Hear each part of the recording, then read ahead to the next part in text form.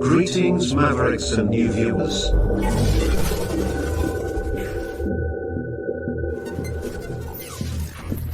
Tonight, direct and live from the Maverick News Network World Studios. This is Maverick News with Rick Walker.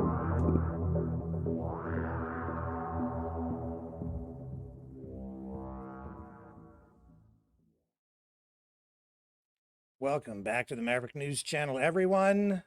Great to have everybody here. I know there's a lot of news out there tonight. The director of the Secret Service testifying today. We have, people wondering what the heck is going on with Joe Biden. But we have a special guest. And so, the rest of the world is covering all of that stuff. And I will try to touch on it at the tail end of the broadcast. But front and center, we have Mike Pekarek back from Ukraine Defense Support tonight to talk about what's going on in Ukraine. And the discussion we are going to have will relate to all of the news of today anyway. So in a roundabout way, we're still going to end up talking about all of today's top news stories through the course of this feature interview, which will commence right after this.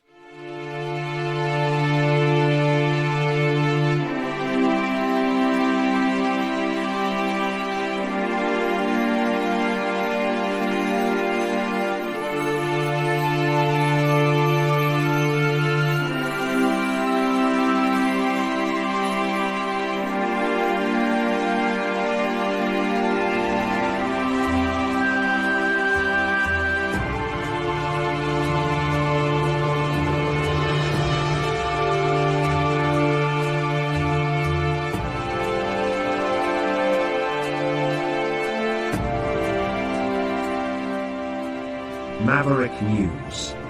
The world is watching.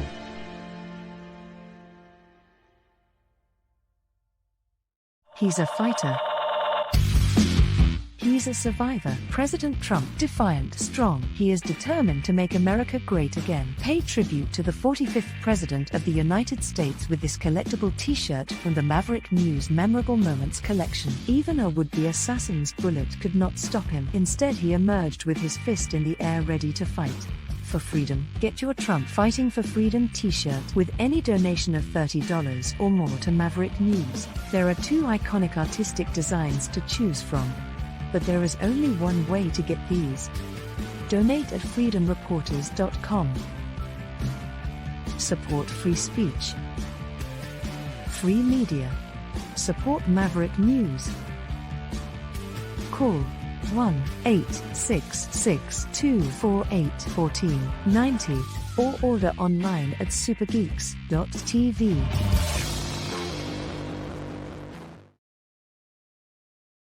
Okay, we're back, and Trump raising his fist in the air, saying fight for freedom, and what that fight for freedom is going to look like, 3 months, 6 months, a year from now, I'm not really sure. Depends on who's in the White House, what that looks like. And here to help us make sense of what's going on is Mike Pekarek again from Ukraine Defense Support. Welcome back, sir. Thanks for having me again, Rick. It's our privilege. Really appreciate this. There's so much that has happened since the last time you were here speaking with us. Tonight we're going to touch on, I guess, what constitutes a war crime. We're going to talk about, funding for the war in Ukraine. Just a lot of different things we're just going to explore. But give me, can you...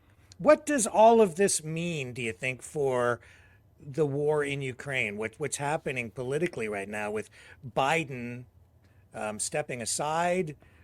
It looks like maybe Kamala Harris running for the Democrats and J.D. Vance.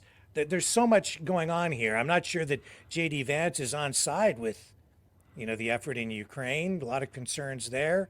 Even with Trump, I don't know. Do you have any thoughts? I do. I do have to be careful, just right off the bat, that I do represent a tax-free organization. We are apolitical. We advocate and help Ukraine. That is our issue. That is what we do. With that being said, I can talk about some policies that have happened in my knowledge as I was watching. I can tell you that President Biden was sometimes not very good at bragging about all the things that he did, which is unfortunate because he did actually quite a lot. The NATO alliance is stronger because of his leadership and his diplomacy, and honestly, the relationships that he's built over the last many decades with leaders in foreign nations.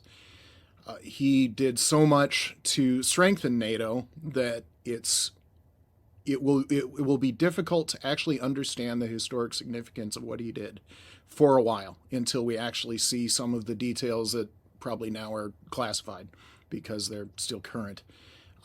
And what is happening behind the scenes sometimes still matters on the battlefield. So there's some things that we don't know for a good reason. I will say that President Zelensky gave his heartfelt and very honest thanks. He said, quote, Ukraine is grateful to President Biden for his unwavering support for Ukraine's fight for freedom, which along with strong bipartisan support in the United States has been and continues to be critical. Many strong decisions have been made in recent years, and they will be remembered as bold steps taken by President Biden in response to challenging times. And we respect today his tough but strong decision. I would like to point out that President Biden deciding not to run again is one of the extremely rare politicians, not just in the United States, but in world history. How many people actually step down? It's not common. America is one of the nations that set the precedent for that with George Washington. It even showed up the historical event of Washington stepping aside after 2 terms. Even showed up in that Hamilton musical that hopefully everyone's seen because it's great music.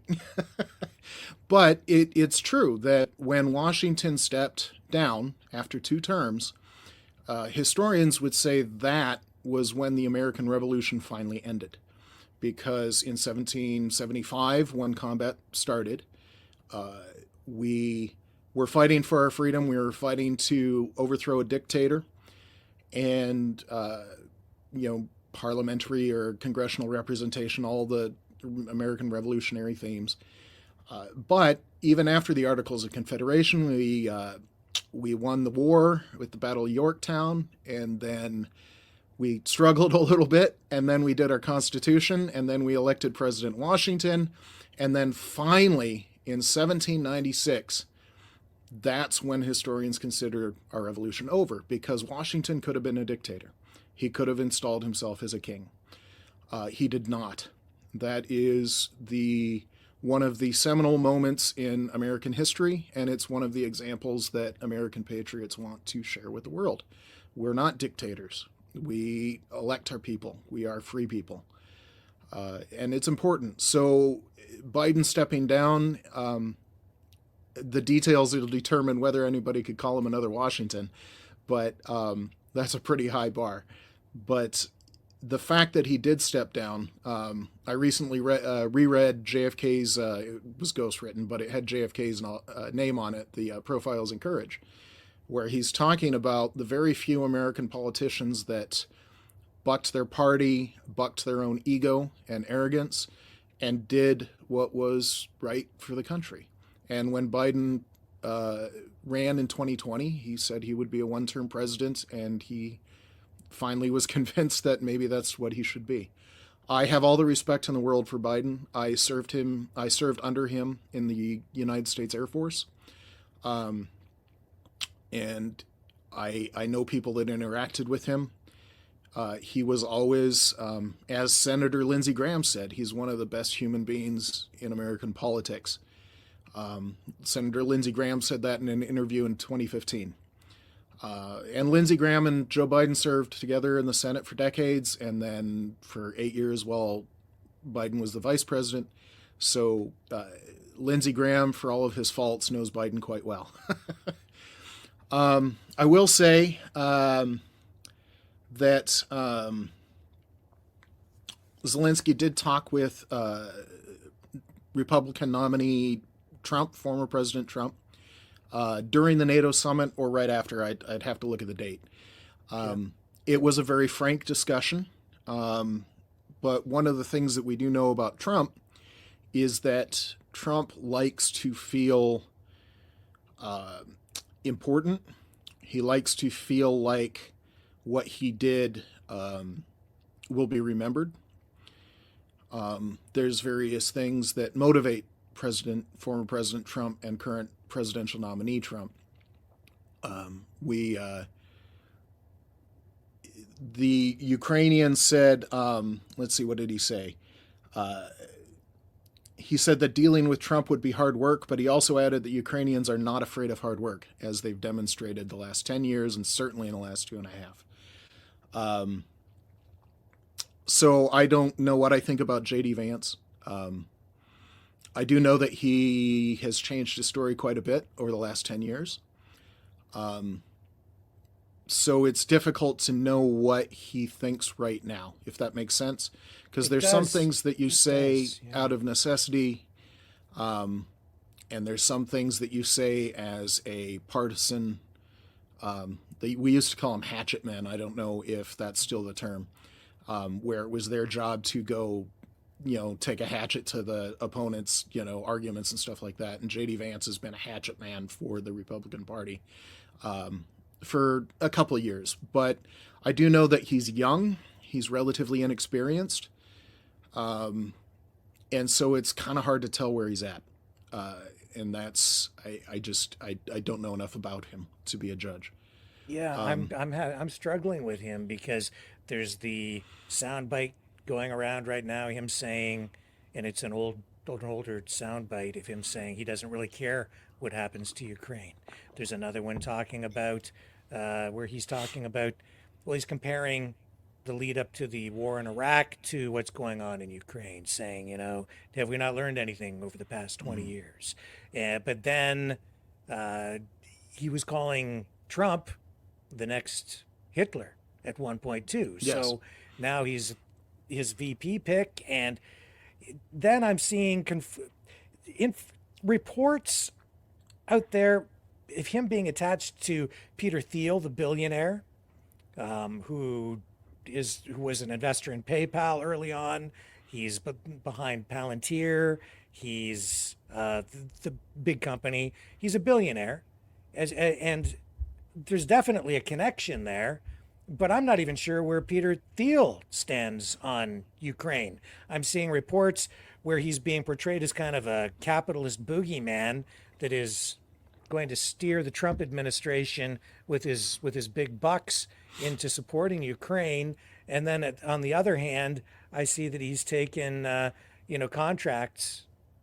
You can argue it both ways, even with Peter Thiel. So I don't know where a Trump administration would end up with I do know that you're right that it is more complicated than sometimes the stump speeches and all that will make out, because on some levels a campaign speech is just a campaign speech, and how they work is much different.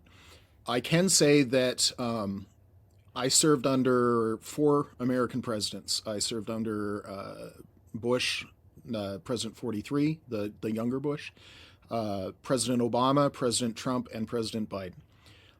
My favorite Secretary of Defense was actually Jim Mattis, who was President Trump's Secretary of Defense. Part of that goes back to my time spent in Iraq and Afghanistan, and Jim Mattis was one of the commanding generals at the time. And I don't know if you're aware of the famous quote from him. This actually ties into the laws of war, but he famously said early after 9/11, when we were first going into Afghanistan, he said to his soldiers, he said, his Marines, because he was a Marine commander at the time, he said that you need to be courteous, you need to be professional, but you also need to be prepared to kill everyone you meet. And while that has a certain military harshness to it, it's actually very practical advice, meaning that be courteous and professional, you need to do your job. And in terms of the the things, the red meat for Marines and other military people about being prepared to kill everyone you meet. It's one of those, you need to do your job and you need to come home safe. Because if you are not prepared, then Americans and the wrong people will die. American military talks about this a lot, that when we do our jobs properly, people die. And when we make mistakes, the wrong people die. And that's a problem. And Americans are always working to minimize all of that, like the better nations in the world have. So I do know that one of the things that President Trump, when he was president, fought for, he was very loud and, shall we say, crass, for a kind word about it, was talking to the other NATO nations about paying their fair share. NATO had made an agreement that every member state would raise their defense spending to 2% of the gross domestic product. And President Trump was very loud about it, but he was not unique. The other presidents that I served, President Bush and President Obama, also were talking to NATO nations about, hey, look, you guys need to pay more about your military. You need to pay attention. You need to pay the money. Freedom is literally not free. And militaries, especially good militaries, cost a lot of money. And there's just no way around it. So while President Trump was brash and public about it, he was not unique. And I will say one of the things I was going to say about the NATO summit was that let me get my numbers up here. In 2021, so after President Trump left office, only 6 of then 30 NATO nations were above 2%. In 2023, at the end of 2023, so current as of January 1st, 23 NATO nations were above 2%. So in the span of 2 years, we went from 6 to 23, so 17 nations greatly boosted their defense spending. And it was a success because President Biden was asking them the same thing, starting as soon as he took office, because he knew the dynamics from his 8 years serving as Obama's vice president. And one of the things about President Obama was that he was a foreign policy novice. His experience was good. He was a natural leader, but his experience in the foreign realm was almost non-existent. So one of the reasons he chose Biden was because of Biden's very deep, both in terms of knowledge and time, and just personal relationships with foreign leaders. That was President Biden's primary role as Obama's vice president. So President Biden's been working at this for a long time. He had great success leading NATO. I want to give a couple of numbers if I can. So for instance, some people might think the United States is the one that has the highest military budget, but we're actually not. We're certainly in terms of total dollars, but in terms of gross domestic product, the highest is actually Poland, with 3.8% of their GDP going to their defense budget. And it's bigger than that because if you study international economics, $1 in America, or you just travel places, you know well that $1 in America has different value depending on where you go. So the further east you go in Europe, the more a dollar gets you. And this is something that the Economist magazine brought up in, I believe, 1986, if I remember correctly, something called the Big Mac Index, which was a little bit tongue-in-cheek when it started, because what it measured is how much would it cost in various nations to buy a Big Mac. And so in the United States, currently it's about $5.15. It varies regionally because we are kind of a big country. In Canada, for instance, it's $5.25, so very close to the United States. Certainly because America is so big that we've got this range of prices, So the Canadian $5.25 is well within the normal American amount. But in Poland, it's $3.59. So that's what, 75%-ish of what, maybe closer to 80% of of the American price. So when I talk about Poland spending 3.8% of their budget on their defense, but every dollar goes that much further in Poland than it does in the United States, that 3.8% looks even more impressive. Second place is the United States at 3.4% last year. It might or might not go up this year. I think the amounts are still in flux. You have some. Greece shocked me at 3.3. The Baltics should surprise no one, between 2.5 and 3. The United Kingdom is at 2.4 and they're going up. Hey, you Canadians, you're at 1.3. So you guys maybe want to look at yeah. Well, and this has a long history. And you guys aren't alone. There's European nations that are in your ballpark. The Cold War, everybody had a bigger defense budget. And when the Berlin Wall fell and the Soviet Union fell, the Americans included, everybody was like, peace dividend. We don't need to spend this giant amount of money on our military, which had secondary effects boosting the economy in terms of computers and like the microchips that we're using to conduct this interview over the net and record it and all that.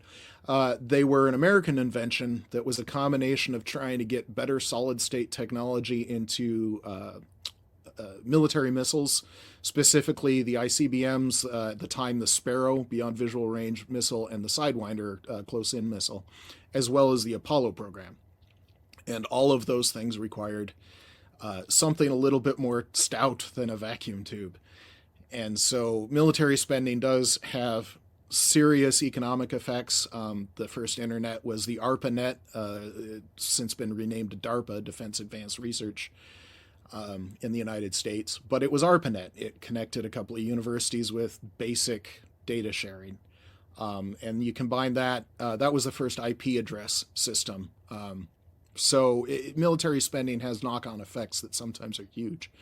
But if you can spend it directly on other things, well, everybody did that. So we get it, but the remaining 9 nations, looking at you, Canada, need to maybe boost your defense spending a little bit more.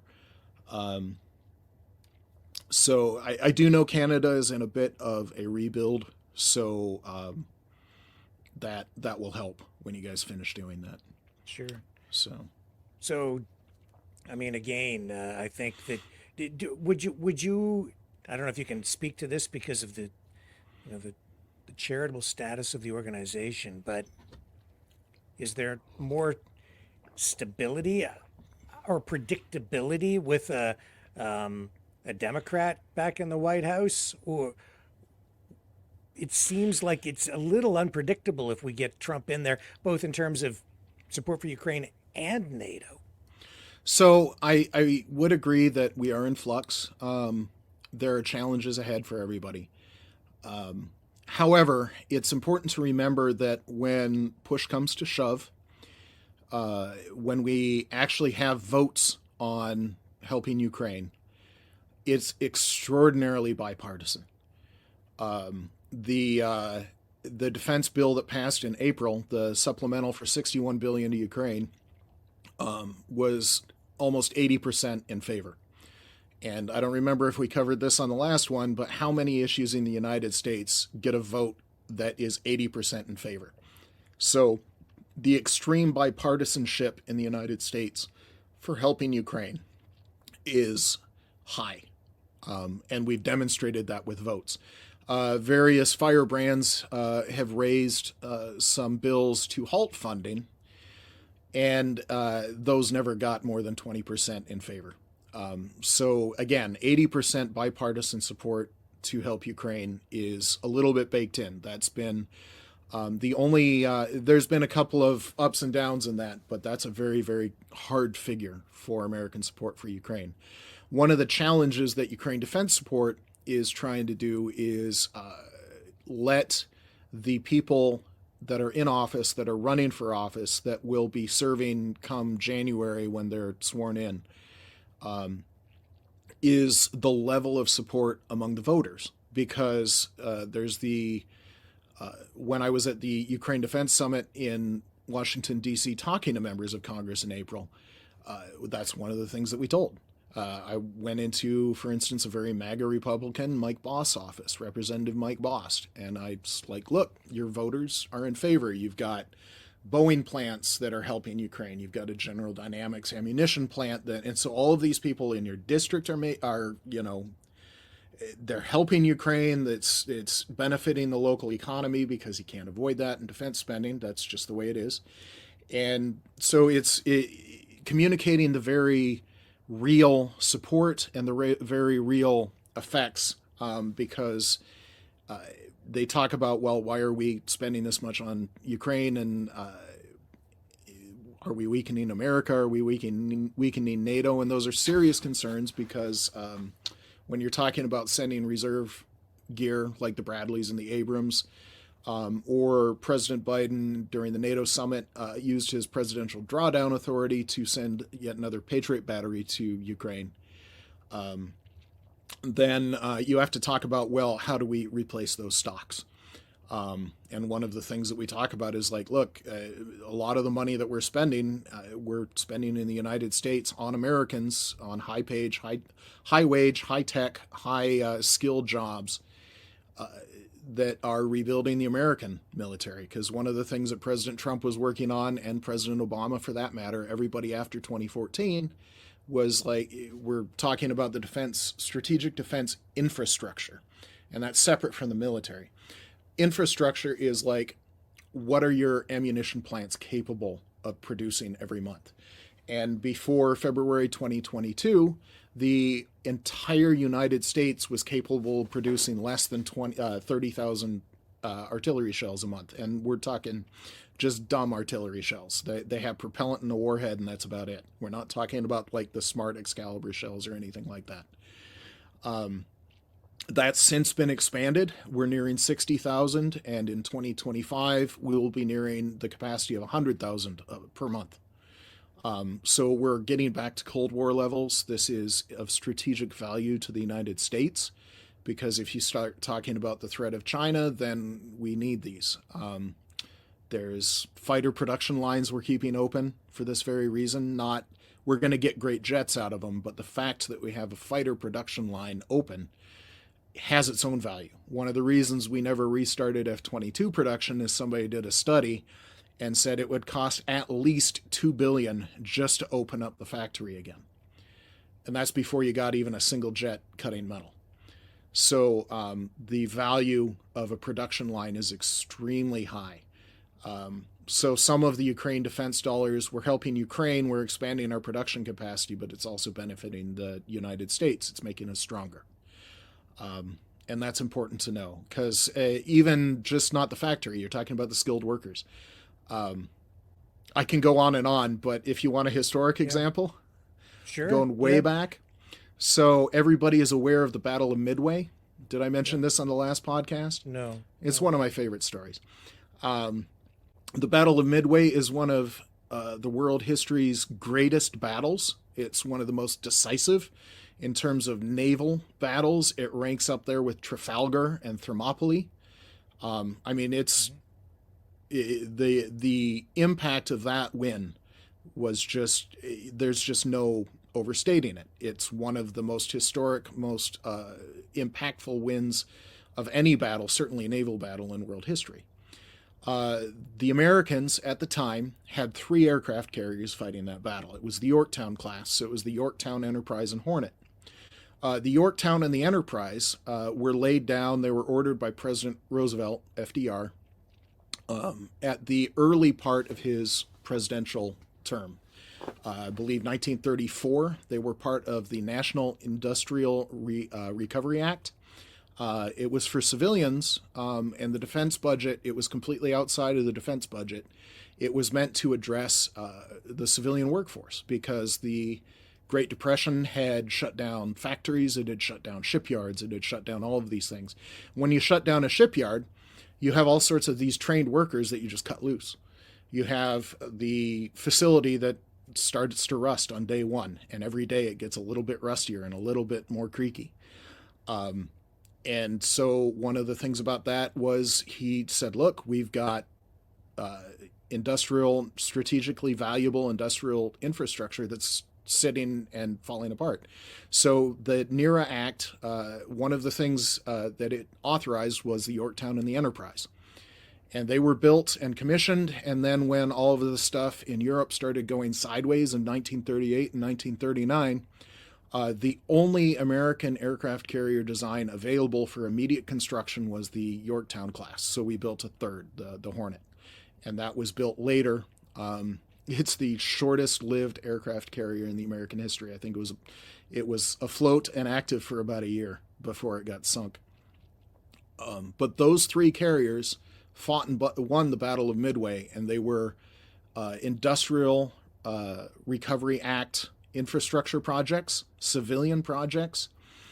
And without that, the United States would not have had the naval power necessary to win the Battle of Yorktown, the Battle of Midway. Sorry about that. I was thinking about the carrier that we lost at Midway was the Yorktown. So it's these sort of infrastructure projects. That was 1934 when that was passed. The Battle of Midway was 1942. So July, I believe, June or July. I'd have to look that up. And it was, so 8 years later is when we saw how vital that 1934 Act was. So this kind of thing is incredibly important. And it's happening in Ukraine as well. Boeing is starting a drone plant inside Ukraine. Rheinmetall is, they just opened an armored vehicle depot inside Ukraine and Western Ukraine, specifically to repair vehicles that were sent, like the Gepards and the Leopard tanks. But it will also eventually directly supply perhaps Lynx infantry fighting vehicles. Those are very impressive machines, directly comparable to the Bradleys. There's lots of things like that going on. What would you say to people who automatically point to or say this is just fat cat billionaires, the elites feeding at the public trough as we continue to feed the military industrial complex? So let me give you a comparison. They even made that, was it the Pentagon Wars, based on that book about the Bradley infantry fighting vehicle? And it was supposed to be this boondoggle on a waist, and it was just lining rich people's pockets. The most potent weapon that the Americans have produced against Russian T-series tanks is the Bradley infantry fighting vehicle.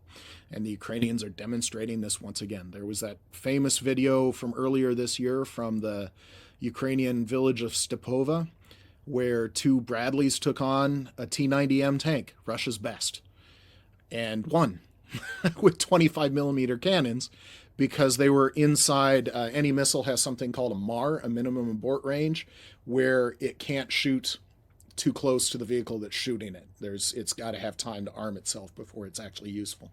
So this was close combat between a Bradley and a Russian tank, and the Bradley just tore it up. It lit it up with its 25 millimeter cannon, took out all of its optics. Eventually, it took out the turret rotation mechanism. The tank was still driving, but the turret was just doing this. It was a completely combat ineffective tank. So that was what the naysayers had called an American boondoggle, and it's one of the most potent weapon systems on the planet right now. I will compare this to what Ukraine has captured, especially when they did their big counteroffensive that took back all that land in 2022, and they overran Ukrainian trenches, and they're like, okay, well, we have AKs, maybe we can find some ammunition. So they were doing things like that, and one of the things that they famously found was Russian tanks. They captured a lot of Russian tanks, but they also captured what was supposed to be a lot of like explosives. So whatever the Russians call C4 is what the Americans call it. So whatever the Russians call it, plastic explosives. And so they would. This is another thing, somebody got paid to build this. Somebody has a factory and workers, and people are making money off of it. When the Ukrainians unwrap it, It's all sealed and explosive, beware, and all that kind of stuff. They unwrap it. It's a cheap piece of wood. There's nothing in there. There's no explosives. So if you want to talk about fat cats lining their pockets and corruption, let's do a stark comparison between Russia and the United States, where the United States builds supremely dominant weapon systems. Yes, they're expensive. Yes, people make money off of it. We're a capitalist country. And if people make money, if people have ownership, well, maybe they'll work a little bit harder.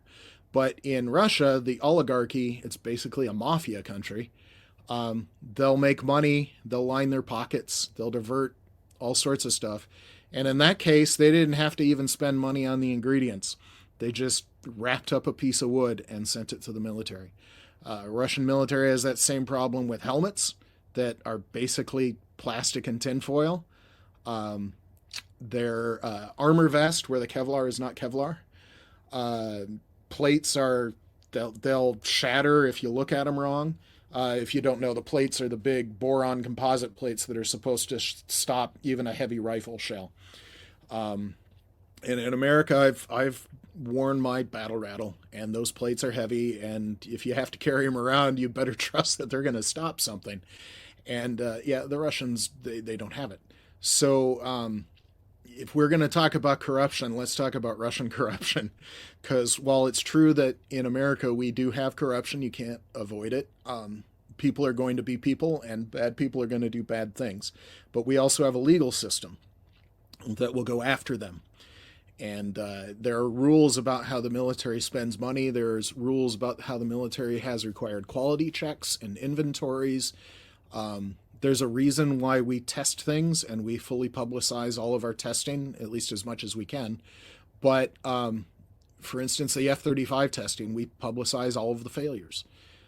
Even though that's an incredibly dominant weapon system, we publicized all the problems that we had developing it because it's complicated and it does a lot of cool things. And to get something like that, well, you're going to have some failures. It's the way it is. Elon Musk, to bring up a different name, his Falcon 9 rocket is one of the most successful rockets in the American space industry right now. And he tests to failure. You can watch all of the SpaceX failures, because what he would do is he would design it until it breaks and then figure out what broke and fix it, and then design it until it breaks again. And now we've got an incredibly valuable rocket. Speaking of accounting and making sure that all the money is tracked, tell us about Ukraine Defense Support, the charitable status, and how you make sure that you provide financial transparency as a charity. So there's two sides to this. The very simple side of this is that every dollar that Ukraine Defense Support raises goes directly to support the Ukrainian military. The reason that we know this is that the only Ukrainian soldiers and units that we support are the ones that we have direct contact with. So we have vetted contacts. We have videos from the front showing, hey, this is the aid you sent. For instance, I just delivered a 4x4 Toyota truck to a unit that has a friend of mine, and I have video from the unit receiving it and it driving around doing its job. The more complicated side to this is that we attained our 501c3 status in April, and we're still learning what that means because with it comes certain legal responsibilities to be open and transparent with our financials. So we're working on that. We have part of that done, and it's one of our primary projects, and it'll be up on our website as soon as we're done. It's like LinkedIn for charities, something called Candid Guide Star. It'll be up there when we're done. We've already filed various tax forms, but it is important to know even before that, every dollar Ukraine Defense Support was spent on units that we have direct contact with. We personally know them. Our founder spent 6 months fighting for the International Legion of Ukraine. He's a U.S. Army veteran, but he also did combat in Ukraine.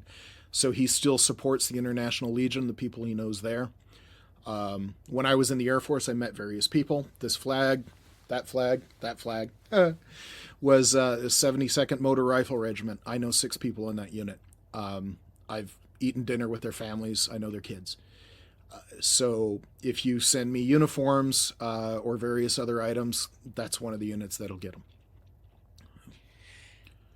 Why is it important, in your view, to continue to support Ukraine? So I mentioned a lot of historic stuff.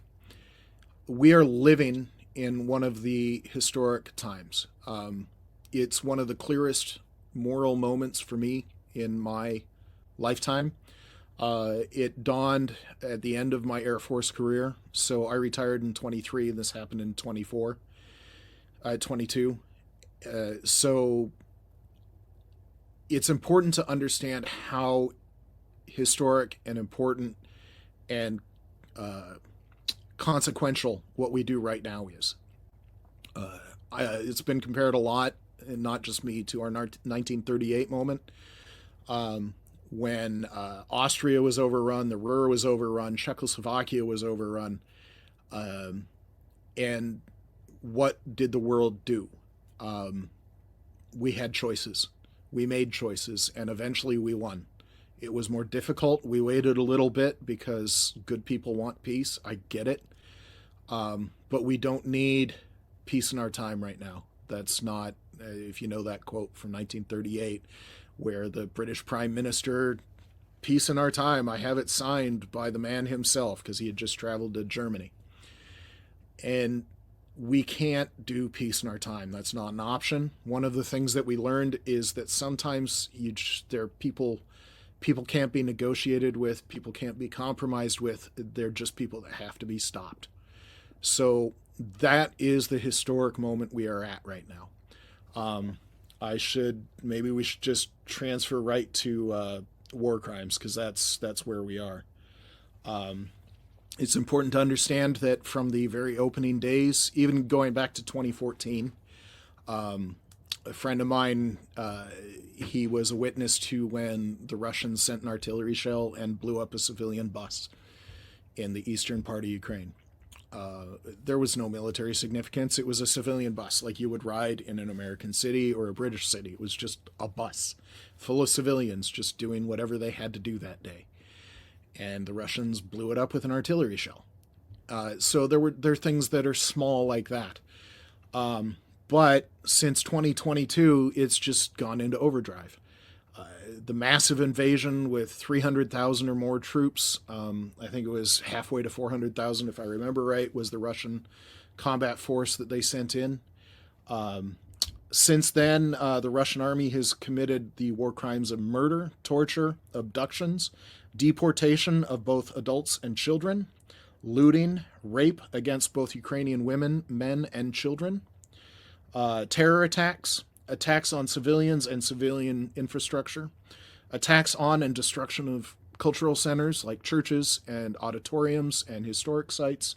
Just recently in the, can't remember if it was Luhansk or Donetsk district, I'd like to say Donetsk, Russian authorities removed a cultural monument to the Holodomor, which was the genocide in the 1930s. They removed it, they threw it in a dump truck, and they put it in a landfill. So just small things like that are included. Unlawful airstrikes and attacks against civilian objects, wanton destruction, which we can go into further, unlawful confinement, threats of violence, and inhumane treatment of POWs. And that's just bland, almost legal speak. It doesn't account for the videos. It doesn't account for the mass graves. There are two that I am personally connected to. During the assault on Irpin, the Russian forces indiscriminately fired at refugees trying to flee across a bridge that the Russians had collapsed.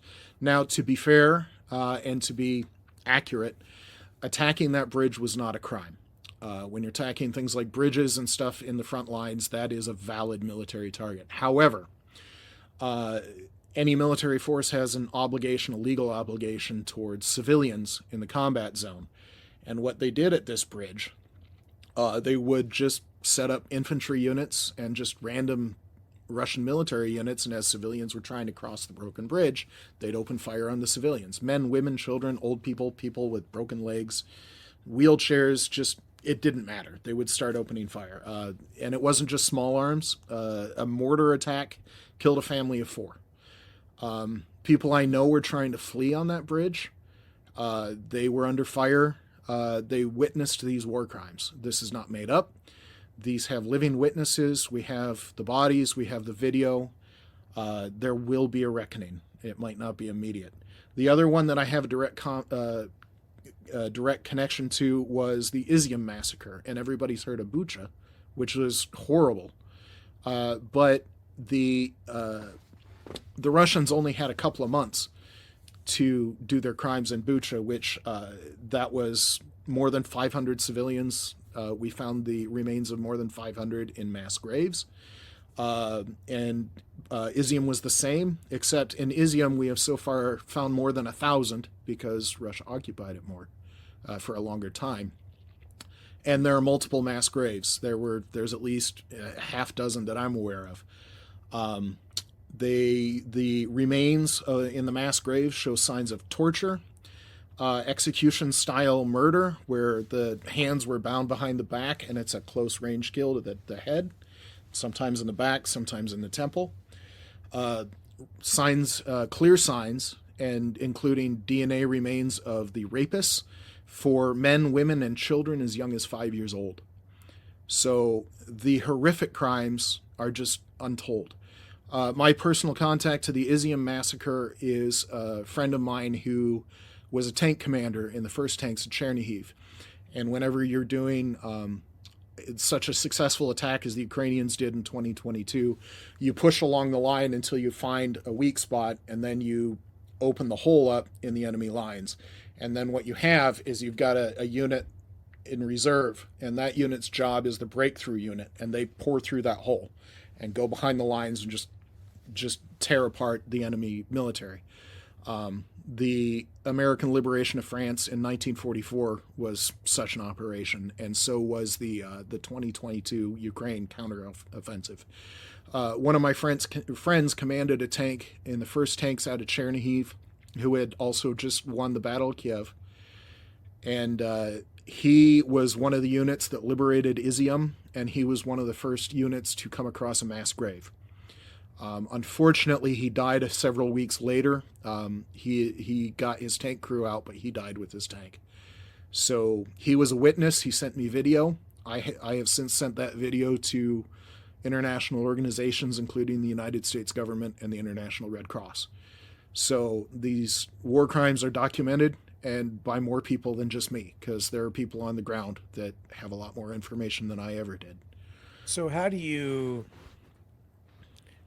see people like Scott Ritter have been saying that Bucha was not the Russians? He flips it around and says that it was, if I remember correctly, what he was saying at the time was it was Ukraine committing these atrocities. How do you address that kind of pushback? So one, it's not true. The information is so overwhelming that it's just not even a thing. The only way to counter that is just with the mountains and the mountains of evidence to the contrary. Scott Ritter is not known for being the most honest broker the last several years. Without going into some of it, let's just say that Scott Ritter's got his own problems with, if he had done them in a combat zone, would have been a war crime. So he's not a trustworthy source. That would be one thing. But just the sheer evidence to the contrary, there's just no counter to that. It's a plain fact that the Russian army has committed war crimes in Ukraine and continue to this day. Yeah, well, I have an article here, Amnesty International. Is this the infamous Amnesty International from a couple of years ago? Yeah, I don't know. I think, well, they're saying that I don't know which side they're taking on this. I think irrefutable evidence of war crimes. I think they're supporting what you're saying, basically. So Amnesty International has they've said a couple of weird things, but yes, they have been one of the groups that have documented Bucha specifically. Yeah. But it's more than them. It's there's been observers from any number of countries that have gone in there, because as soon as you find a mass grave, one of the important things to do is to call in. You got to call somebody. So one of my jobs when I was in the military, personally, I had to study the laws of war, which the Geneva Conventions, it's gone by different names. The International Laws of Armed Conflict, I believe, is the current phrasing. I had to study it personally at least once a year, but whenever I was going into a place like the annual is just basic stuff. The very brief, very shallow overview is the annual training. But anytime you go into a place where you might experience trouble, you might, for instance, the kidnapping an American military person was a threat in some places. And so you had to be aware of your rights and legal duties as a prisoner. But you also had to study the other laws of war. And it's important to understand what these are, because as I talk to people, a lot of people don't know this. And it's weird to me because I spent 22 years where annually I had to have a shallow understanding, but then whenever I went place, because when I went to Ukraine, it was already a war zone because it was 2017 was the first time I went. Or when I go to the Horn of Africa, or when I went to Tunisia, or when I went to Iraq or Afghanistan, those were all considered hot zones where I had to have a much deeper understanding of what was going on, because it is the responsibility of military members to understand these laws. And it is the responsibility of leaders of nations and militaries to ensure their soldiers know these laws. So as a sergeant, one of my jobs was to make sure that everybody in my unit specifically, and certainly everybody under my supervision, was well aware of these. They had completed the training, they had the basic understanding. Because it was important in real world circumstances. So one of the things that people don't even understand is sometimes the generic overview. And I'd like to give, I can send you the links on my sources for this. One of them is the U.S. military, and one of them is the International Red Cross, which is one of the primary Geneva Conventions overseeing authorities, shall we say, for lack of a more accurate. But every war, every law that governs how militaries need to behave and civilians need to behave during war is guided by 5 principles. And one of the things about these, when I say international law, I mean international law, because in America we have a treaty system where when we ratify and sign a treaty under our Constitution, once the Senate ratifies and the President signs, it is literally U.S. law. That treaty becomes U.S. law. And this is true for any of the signatories, because that was one part of the treaty, is that when you sign on to this treaty, it becomes the law of your nation. And if you break this law, there are consequences. One of the basic underpinnings is that while there are specific circumstances that they detail, specific, like this action is specifically a war crime, one of the parts of this law is that the listing of specifics is not intended and should never be taken to understand that other things will not be war crimes that are not specifically listed. And the legal framework for that are these 5 principles. That's why they're so important, because they underpin every single specific crime, but they also are supposed to be a relatively easy thing to remember when you are operating in a military manner. A military needs to understand this. When they're considering an action, they need to understand, okay, how do these considerations affect me?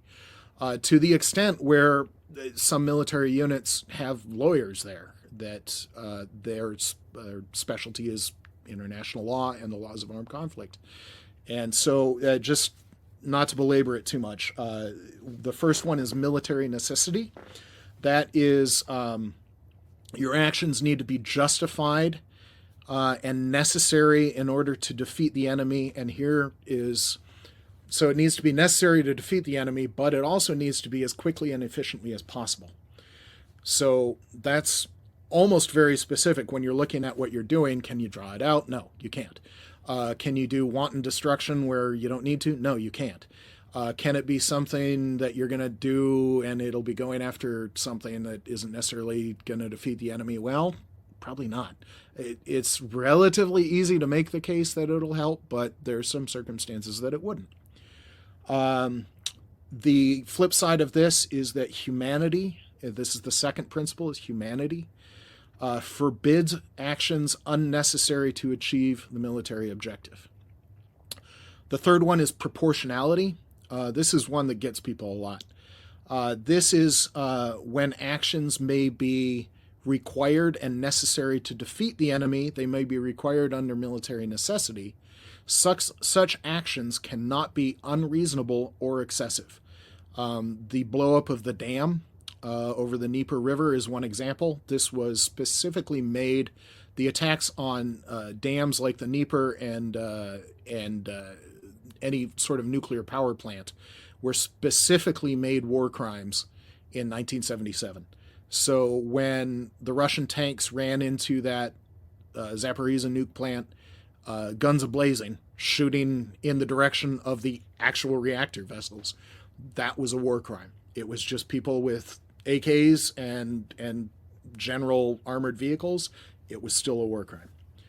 But the blowing of the dam was flat out a war crime.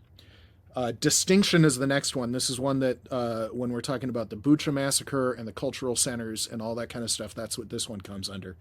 This underpins the party's responsibility to behave with military necessity, humanity, and proportionality. It requires the parties in a conflict to recognize and respect certain civilian legal categories, as well as military categories. For instance, medical personnel that are identified with a Red Cross armband or some sort of, I'm obviously a medic badge. Those are protected. They are not combatants. They are not legal targets. Chaplains are the other category. Those are the only two categories protected, that uniform military categories.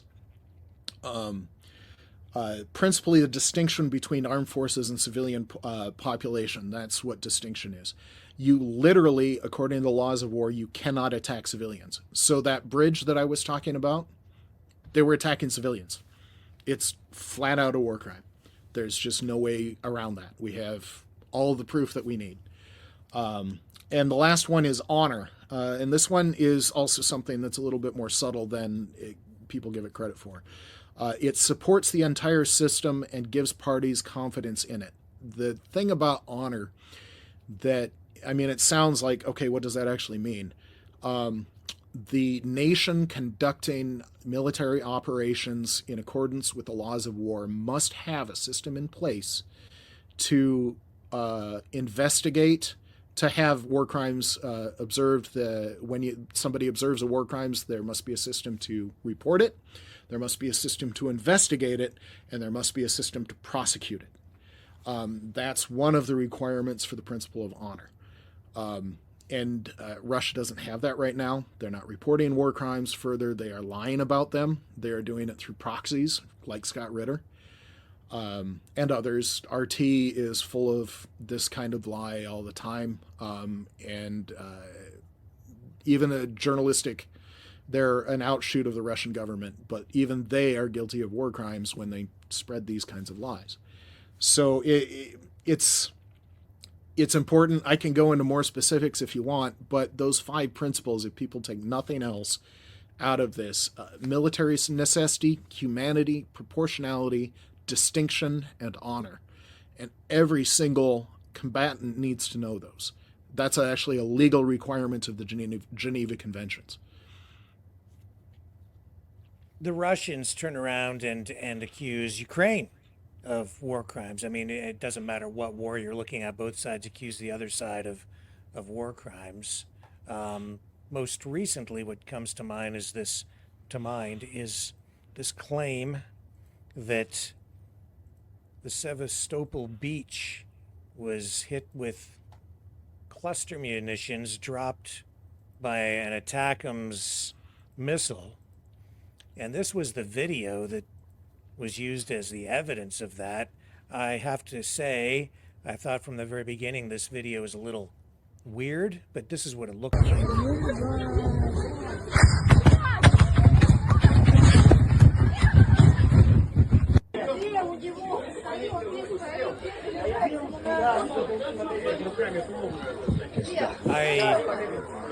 I couldn't really see anything here.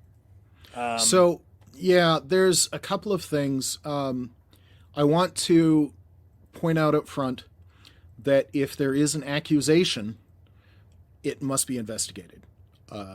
And even if it comes from the Russians.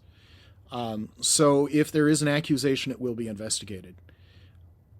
So that up front, that doesn't mean they'll find anything. And there are certain actions that you sometimes need to attack a military target, and there will be civilian casualties. That does not make it a war crime necessarily. It is possibly a war crime, but it isn't automatically a war crime. So I do know that those Sevastopol beaches are very close to a military airstrip. They're very close to SAM missile systems, S-300 and S-400. Yep. I don't know precisely where that beach is, if it's near the port. I don't know. It might be, it might not be. But I do know that there is a military airfield with S-400, S-300 SAM systems that are more or less right on the beach. So if they were going after the airfield or the SAM systems, or for that matter, there's beach defenses, those are valid targets. And Ukraine would have to be careful in attacking them. But like I said, when a military does things right, people die. When a military does things wrong, the wrong people die. So could it have been a missed missile that hit civilians? Maybe. I don't know. Does it need to be investigated? Yes. Will they find crimes? Maybe, maybe not. So the military necessity, humanity, proportionality, distinction, and honor all apply. So my upfront thing about honor, if there's an accusation, it must be investigated. Just flat up. I would fully support an investigation of every single report. Okay. I mean, I have to say, like, I don't honestly know what to make of video like this. It's blurred. Yeah. And then I didn't actually cluster munitions. Like, okay, I see stuff. So that does look like a pattern for a cluster munition, but it also doesn't look like it's on the civilian portion of the beach. So if the military target was nearby, I can tell you that I'd need geolocation. I'd need more information to know what's going on here. Does that make sense? Yeah, absolutely. I think it's always it's wise to not make claims or draw conclusions with incomplete information. Yes. So the other thing you have to remember about the laws of war is that it's not just for the side doing the attacking, it's also for the side doing the defending. I will give you an example of, I don't know how much press this actually got. It was big inside the military because it happened while I was active duty, where there was an operation conducted by American Special Forces where one of their things was one of their combatants put on a medic insignia and went and conducted lethal kinetic action against his target. That was a war crime. That was a court-martial offense in the United States military. So that's one example of American, that was the wrong choice, and that was a legal problem, and yes, he was court-martialed for it, and rightly so.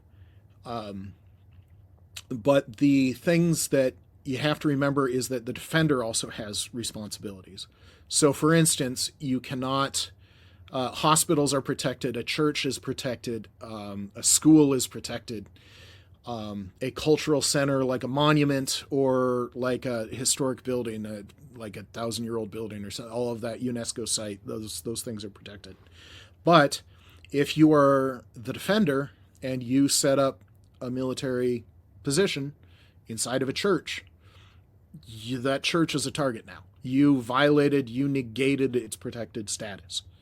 So if there is, and like I said, I need the geolocation because I know that there is a Russian airfield that conducts offensive strikes against Ukraine right on the beach in Crimea, right near Sevastopol. And so if there's a civilian beach right there, or if those people on the beach are, because the military sometimes has recreational places, so if there were people on the beach and they worked at the base, they aren't even necessarily civilian targets anymore if they work on the base. I don't care if they're actually on the job, they're still a target. So I have questions about that video is I guess where I'd have to leave that. Yeah, well, they've been criticized by some for putting people on the beach in harm's way because the beach is surrounded by military targets. And that's what I'm saying. If you are conducting a hot war like is going on right now, it's a big war. Russia has like 450,000 troops in combat, and Ukraine has a similar number. That's a big war. And if you have civilians on the beach right next to a military target, I have questions. And there were conflicting reports. Initially, we were told here that it was the United States was responsible because they supplied the ATACMS, and the attack appeared to be intentional and cluster munitions were used. But when I'm looking at that video, I'm seeing kind of a mixed bag. And then we're seeing other reports come out that say the missile was actually shot down, and that was I'd have questions about that too. I don't know. It appeared to be a circular pattern from a standard ATACMS cluster munitions warhead. I'm not really an expert, but from the video that I've seen, that looked like it was a standard circle pattern from ATACMS. Yeah. But cluster munitions from the video I've seen in the past are devastating, and it didn't look like they were detonating. And that's why I'm looking at that's why I need to look at the geolocation, not just for the beach but also for where we saw that pattern, because I don't know if you're aware, but that pattern is not small, and we saw almost the entire circle in the distance. So the camera angle was far enough away that you could see nearly the entire pattern. So how close was it? So the other side, we're spending a lot of time on this. I get it, because there's Russian disinformation. We need to counter that. But when you're talking about this, where maybe it is, maybe it isn't, we'd need more investigation to even know. And there's not enough information in the video outside of geolocation. Versus mass graves in Bucha and Izium, Russian soldiers that publish video on social media about how they're torturing civilians and military prisoners. There is a video out there of a Russian soldier who captured a Ukrainian, the poor Ukrainian's alive on the ground, somebody sitting on him. His hands are bound with zip ties, and he's pleading for his life, and this Russian soldier knifes open his pants and castrates him while he's still alive. That's what a Russian soldier puts on Russian social media. A clear war crime, and they're bragging about it. So when we're talking about, okay, who's committing crimes here? Now, will Ukraine always make the right choice? Will their munitions always go where they're aimed? Will they make mistakes? Yes. But it's the difference between we made a bad call or the munition went astray and we're sorry, and we'll make amends when we can, versus a coordinated and everybody doesn't care. The Russian military obviously has no honor according to the laws of war. And by that, I'm not meaning a moral critique. I'm meaning a legal accusation. The Russian military has no honor according to the laws of war in the legal definition. And is it your position that if Ukraine is found to have committed war crimes that they should be investigated and held accountable as well? It is the responsible of each and every member of the military who witnesses a war crime to report the incident. Now, I am not a lawyer, and while I've been required to teach and understand the laws of armed conflict from a military perspective, it was my responsibility to understand that from a military perspective. I'm also not a lawyer. So in terms of, is that a war crime, is that not, sometimes it's incredibly clear there's no debate, but sometimes you would need to call in a lawyer. So for instance, that video, that needs to be handed to a lawyer, and I'd have to look it up. But it obviously hasn't made a lot of the other media where I'm watching. But yes, it would need to be investigated. If there is an incident that Ukraine committed that is actually a war crime, that needs to be investigated and prosecuted. Like I said on the American example that I gave, the operator committed a war crime. He was accused and he was court-martialed, and that's the way it works, because the American military has honor and the Ukrainian military does as well. So any war crimes should be reported. Any possible war crimes should be reported. If they are in fact crimes, yes, they should be prosecuted. That is my position. And the American military has been held accountable for, yes, as they should. Yes, and yeah, but when it comes to enforcing, or actually, when it comes to enforcement, it becomes difficult because Russia, the United States, not actually members of the International Criminal Court or the ICJ, and sure. then when Russia releases video like this, and I'll warn people that this is quite graphic, but the Russians actually released this video of a person they're calling a terrorist from Tajikistan following that Crocus terrorist attack, where I think it was, a lot of people were killed in that theater. I can't remember the exact number, but it was a massacre. Is this the recent one in Moscow, I'd like to say? Yes. Okay. Yeah. And so they chased these suspects down, and I'll run this, but again, I just want to caution everybody, this is quite graphic.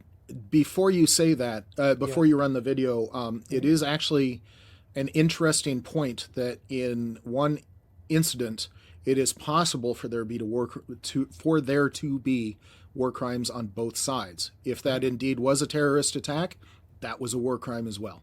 Right. Yes, absolutely. And okay, so you guys ready for this? Are you okay? Oh. Anybody?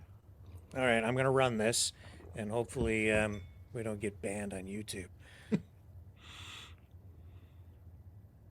I hope it's going to run. Here we go. It's not playing off the hard drive.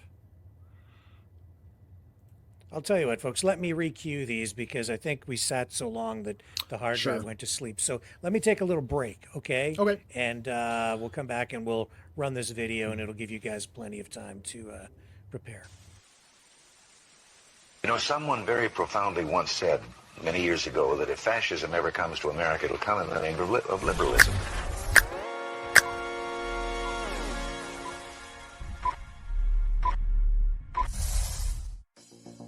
Well, I think it's time we ask ourselves if we still know the freedoms that were intended for us by the Founding Fathers. If we lose freedom here, there's no place to escape to. This is the last stand on Earth. The entire world is watching. Every dictator, every crazy dictator in the world is watching.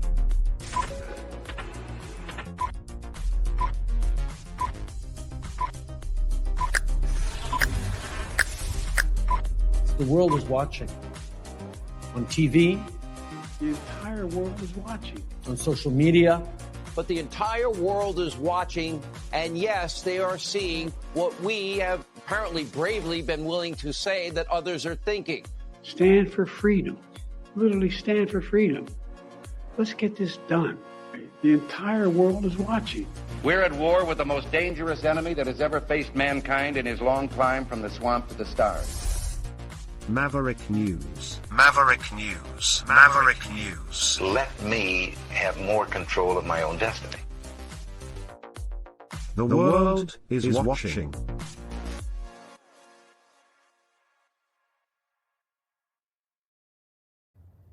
Okay, we're back, and I have a couple of clips here, and keep in mind that it's the Russians releasing this footage, I think, to send a message to Now, and anybody. also, Yeah. to be clear, it is a purported to be a terrorist that they captured, and the soldiers that have captured him are Russian. And I have something specific to say after this. Okay, so here's the first clip.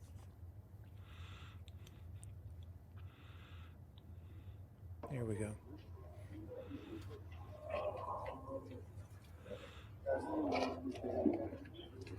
This is him after his ear had been cut.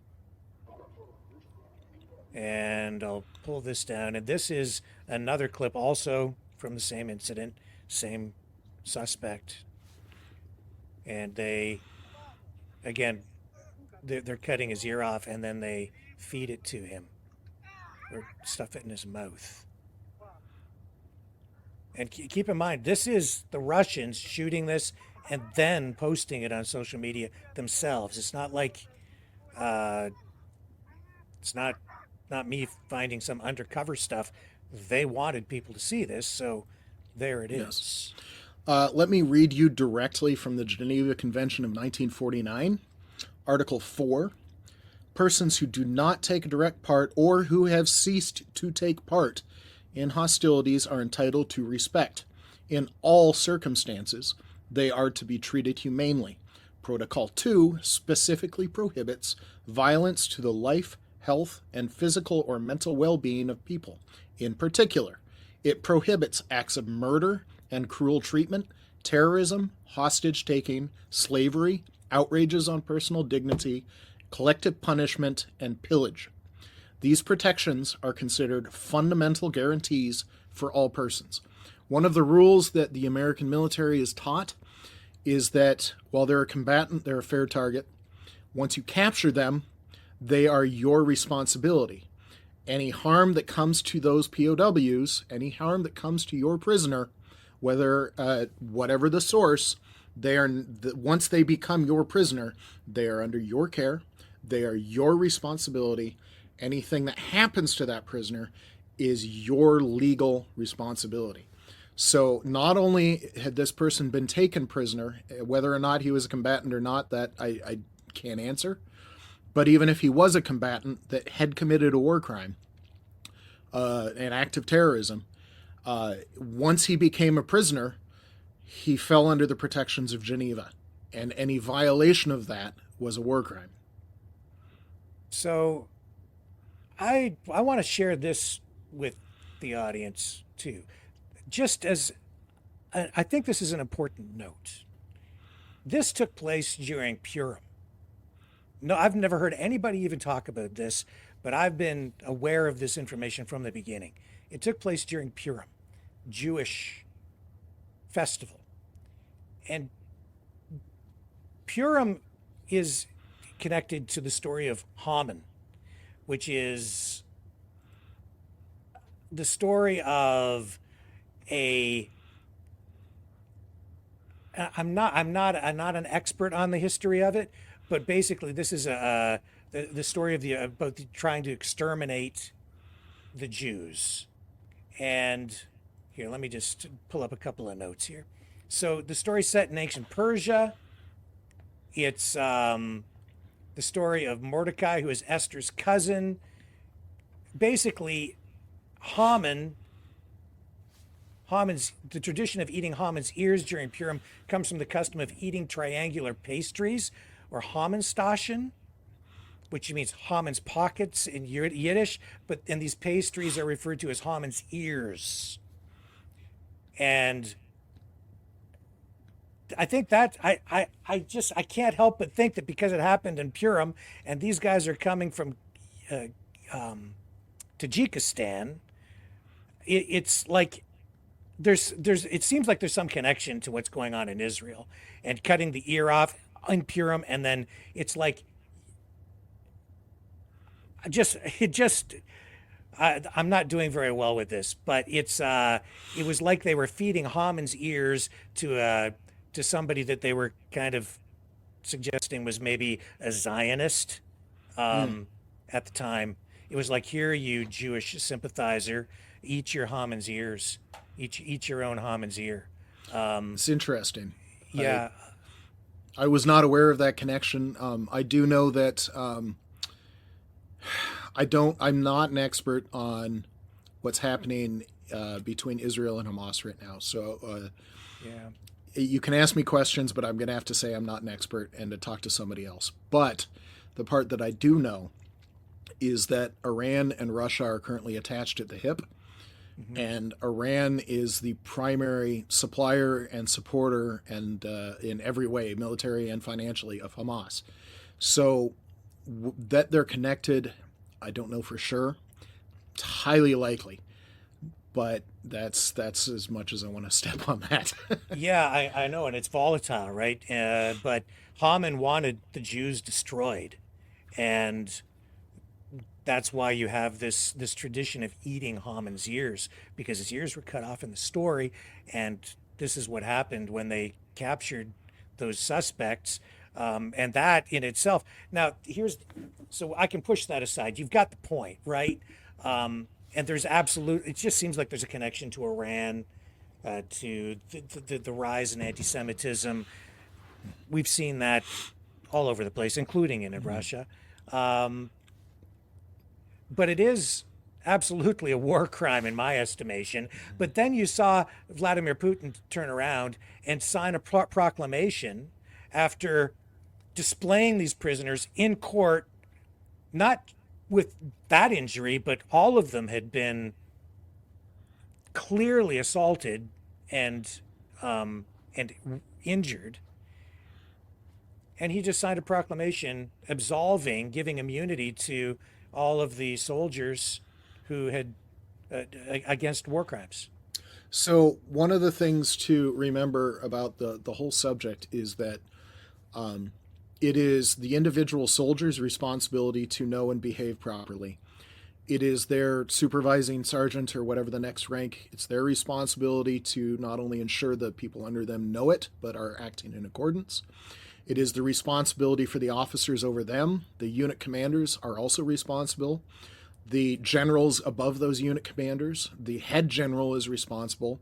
And whatever leadership, for instance, Vladimir Putin's government, when he's doing something like that, when he's giving a blank amnesty to war criminals, that is a problem. That is one of the data points when I literally say that the Russian military has no honor legally.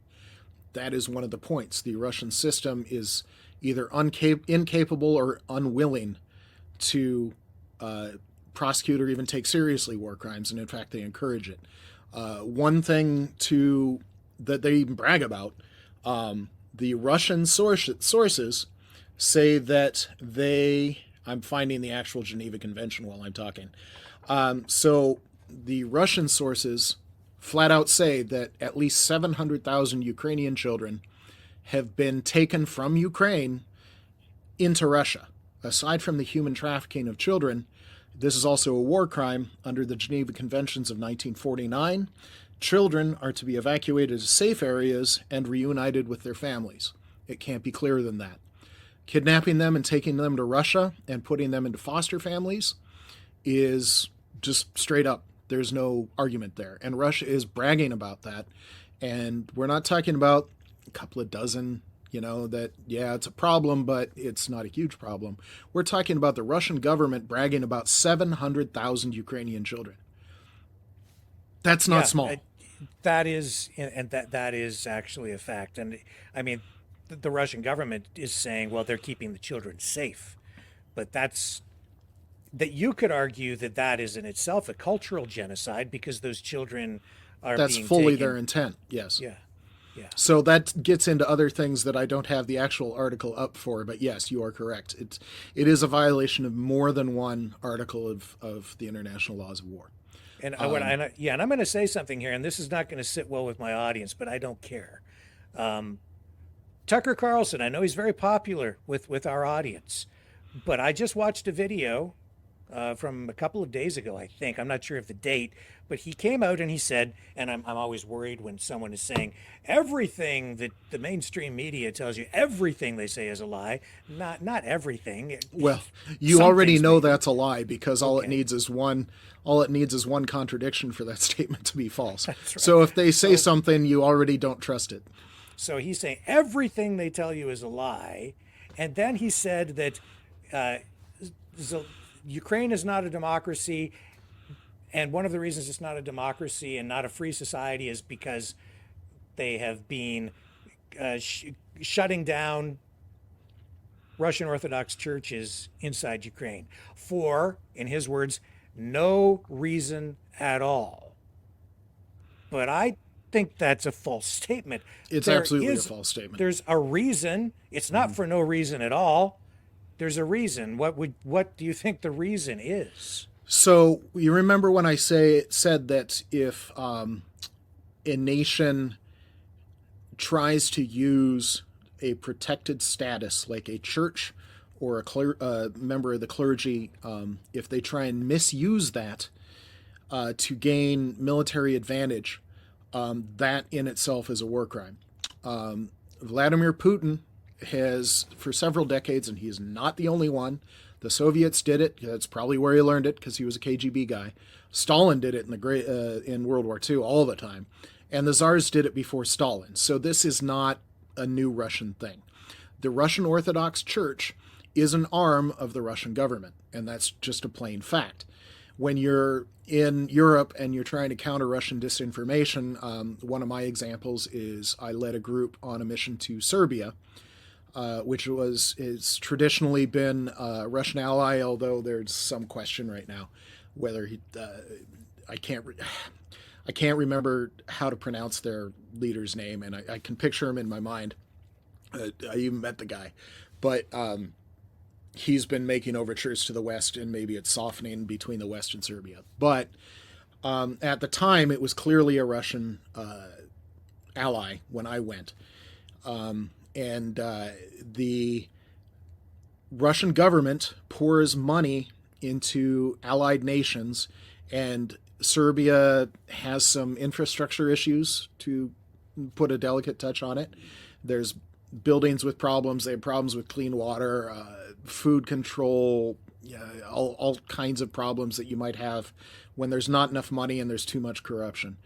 But that Russian Orthodox Church was stunning, and all of that work had been completed inside of the last 10 years. So they use the Russian Orthodox Church to get into the country, shall we say, and then you're playing on the citizens' deeply held religious beliefs, because the believers were trying to come to it honestly, but then you've got the clergy that are controlled by the Russian Orthodox prelate that's part of the government, and so it's kind of a problem.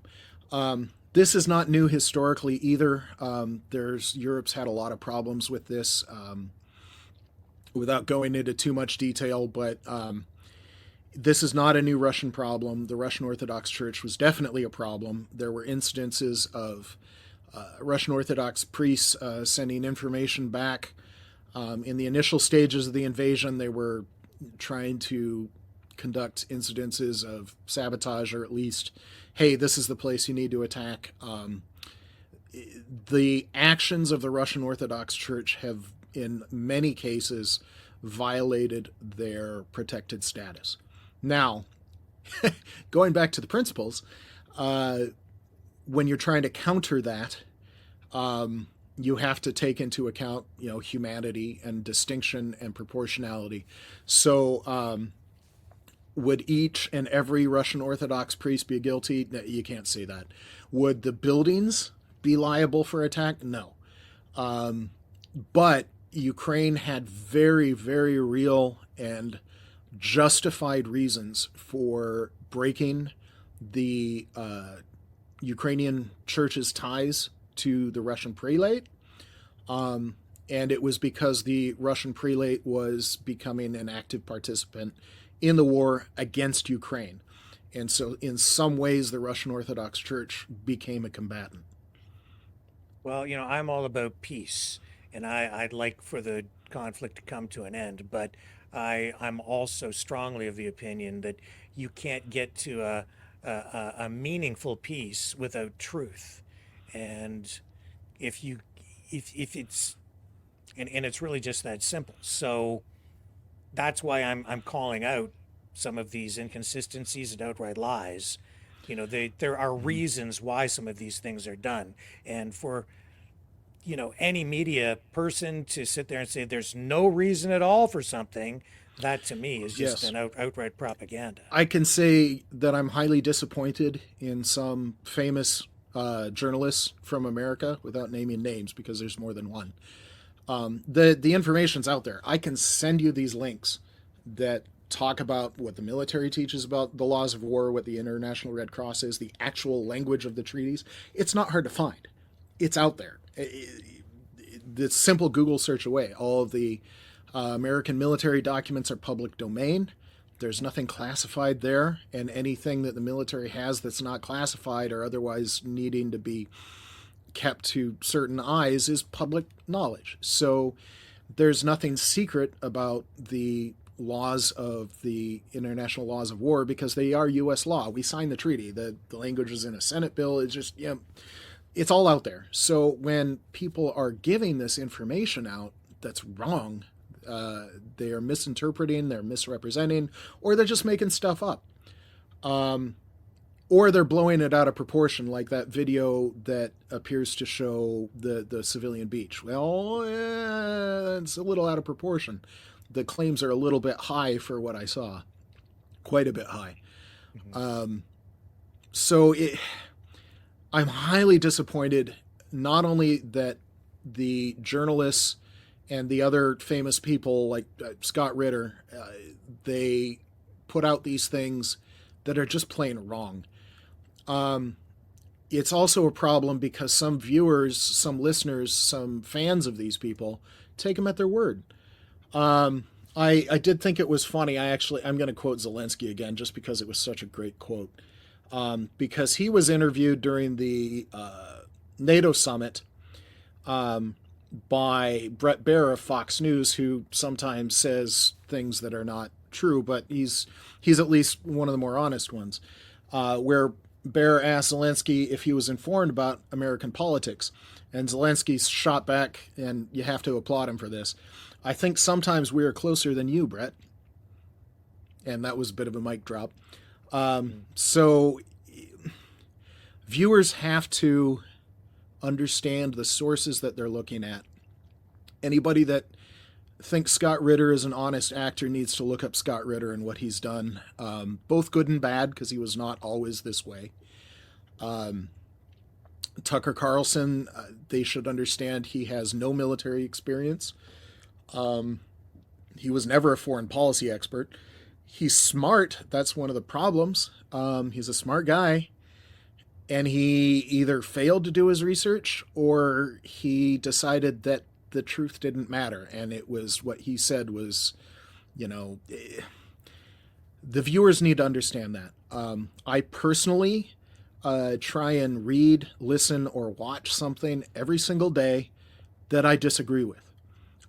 There's several reasons for that. One is I might be wrong, and any honest person should understand that they might be wrong. The other reason is I need to get out of my bubble, that if there is something that my bubble is ignoring or just didn't make it in, it's kind of my job to know about it as a concerned citizen and advocate and somebody trying to do the right thing. It's kind of my job to find a little bit of information that doesn't exist in my bubble. And the other thing is if I am hearing what they are saying. So, for instance, there's a lady that helpfully translates RT and broadcasts those videos on Twitter, and I watch RT because I want to know what they're saying. So if knowing what is out there that's wrong and being aware of what's going on is important as well, because knowing how to counter it and knowing what truths are out there that are just making that plain false. That's important. So any listener, and I encourage myself every day. I encourage you, Rick. I encourage anybody listening to this podcast, really get a varied diet on the news that you consume. Get official sources, get nonpartisan sources, just get everything. And know what you're listening to, know the background of who's actually trying to give you information. Mm-hmm. It just be a very honest consumer, if that makes sense. Yeah, that's what I've always said here too. And as a journalist, it's my job to talk to everybody.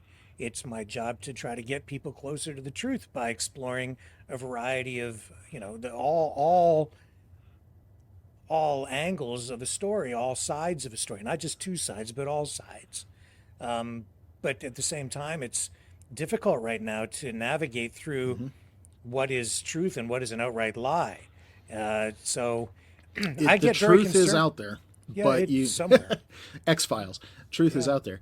But sometimes it's a little harder to dig, but sometimes people ignore the easy sources. Like all of these claims about war crimes. And this is one of the things that surprised me talking to people about Russian war crimes. They don't even understand those 5 basic principles that govern what we're talking about. So the very basic grounding to understand the subject isn't there. And when I hear people like Tucker Carlson or somebody that really should know better is Scott Ritter, misstate these things, that they're obviously misstating things from a very basic level, and you're just like, it's like trying to talk about math and you're saying that 2 + 2 = 3, and you're just like, yeah, you're not there, not even close. Like what you said is so bad it doesn't even qualify as wrong, is one of those scientific, I'm paraphrasing, it's not quite a quote. Well, I've seen the rhetoric just amplify itself over time as the conflict has continued. Everything is in absolute terms. Ukraine has no chance of winning. Which is obviously devastated. false. Yeah, like which is true. Constantly, just and everything they're telling you is a lie. Everything, those kinds of absolute statements. Mm-hmm. That is the stuff that automatically sends up a red flag for me. Yeah, well, anytime somebody makes a blanket statement, it's ironically for the phrasing, anytime somebody makes a blanket statement, they're always wrong. And yes, you are allowed to laugh at that statement. But it's just a decent rule of thumb that if somebody says everything and there's absolutely no chance, or anything that's that coherent, it only takes one contradiction to be false. So every time somebody says that, bet on it being false. You'll be right more often than not. I would like to make a quick comment. I know this wasn't our subject, but on the state of the war, because I've been studying the thing around Kharkiv and the thing around Avdiivka lately. And of course, Russia has a very long history of bragging about things that they have no chance of being able to do. The Russian army in May, June, and now into July has been losing at least 1,000 soldiers every single day. And sometimes it's close to 2,000. It's often 1,500. So in the months of May and June, well over 40,000 Russian soldiers were lost each one of those months. Russia has all these claims about, we'll put millions of soldiers into uniform. But Russia currently only has the ability, we talked about infrastructure, to put between 20 and 30,000 soldiers into the army every month. Because anytime you take a raw recruit, you got to at least give them a uniform and some basic training. That's why the American military calls it basic training. But anyone that's been through basic training knows the meaning of the word basic there. You're being processed into the military, just in terms of paperwork. You're getting your very first uniforms. You're getting some very basic understanding of the chain, the various rank structure. It's all incredibly basic. and the amount of information that you're getting on actually how to do your job in terms of actually contributing to the fight, you're not getting very much of that in basic training. You're going to get an initial introduction to the use of the very common weapons and to hand-to-hand combat. But when I say initial basic introduction, I mean initial basic introduction. There's only so much you can do in a short number of weeks. So the Russian basic training is about 4 weeks right now, and they're only getting 20 to 30,000 soldiers through 4 weeks of training. So when they get to the front after 4 weeks of training, that's not an effective soldier, not even close. Air Force basic training, I don't know what it currently is, but it used to be 8.5 weeks, close to 9 weeks. And that's the shortest American basic training out there. And after basic training, the Air Force sends you to what they call tech school, where you're going to spend anywhere from 6 months to 2 years learning your actual job. So sending troops to the front after 4 weeks, and that's where the Russians are right now. We have documented sources of Russia losing at least 3,000 tanks. And they can produce a certain number every month. They might be able to put out 100 brand new T-90Ms a year, maybe. Probably less than that with sanctions. And even the ones they do put out, if they're getting secondary black market or just garbage components on their electronics, they might not be a great tank or even a workable tank. Everything else they're drawing out of storage. And last I checked, Russia was nearly out of their T-90, T-80, and T-72 tanks. They were entirely out, at least one of the sources I read, they were entirely out of their reserve stored T-80 and T-90 tanks. And almost out of their T-72s. And the T-72s, that's what they had the most of. What that means is that before the end of 2024, all Russia is going to have in storage are incredibly old tanks. We are talking T-54, 55. Those were the ones that were designed in 1945, that fought in the Korean War, and they were brand new in the Korean War. T-62s that were in the late 50s, I mean. Those are, 70-year-old tanks, 80-year-old tanks? And that's all Russia's going to have left soon? The staggering amount of Russian losses and their ability to make good those losses is an interesting question right now. And so they can't sustain their numbers on the front. They don't have the infrastructure to put the soldiers through training. Even the training they do is utterly insufficient. 4 weeks. The equipment they have is not sufficient. The command structure they have is not sufficient. There's a reason why when Russia tried to attack near Kharkiv, the Ukrainians pushed them back, and the Ukrainians might even push into Russia on that front. There's a reason why the Russian army spent 9 months in the Avdiivka direction, gaining, 30 miles, maybe? I think somebody did the math on that, and at the rate of the Russian advance in the eastern part, not their retreat in the Kharkiv part, but their advances in the eastern part, it'll take them something like 150 years to conquer Ukraine at this rate, losing 1,000 soldiers every day. So in terms of Ukraine can't win, really? So, I mean, in some terms, Ukraine has already gutted the Russian military in a lot of ways. So can Ukraine win? Yes. Do they need our help? Yes.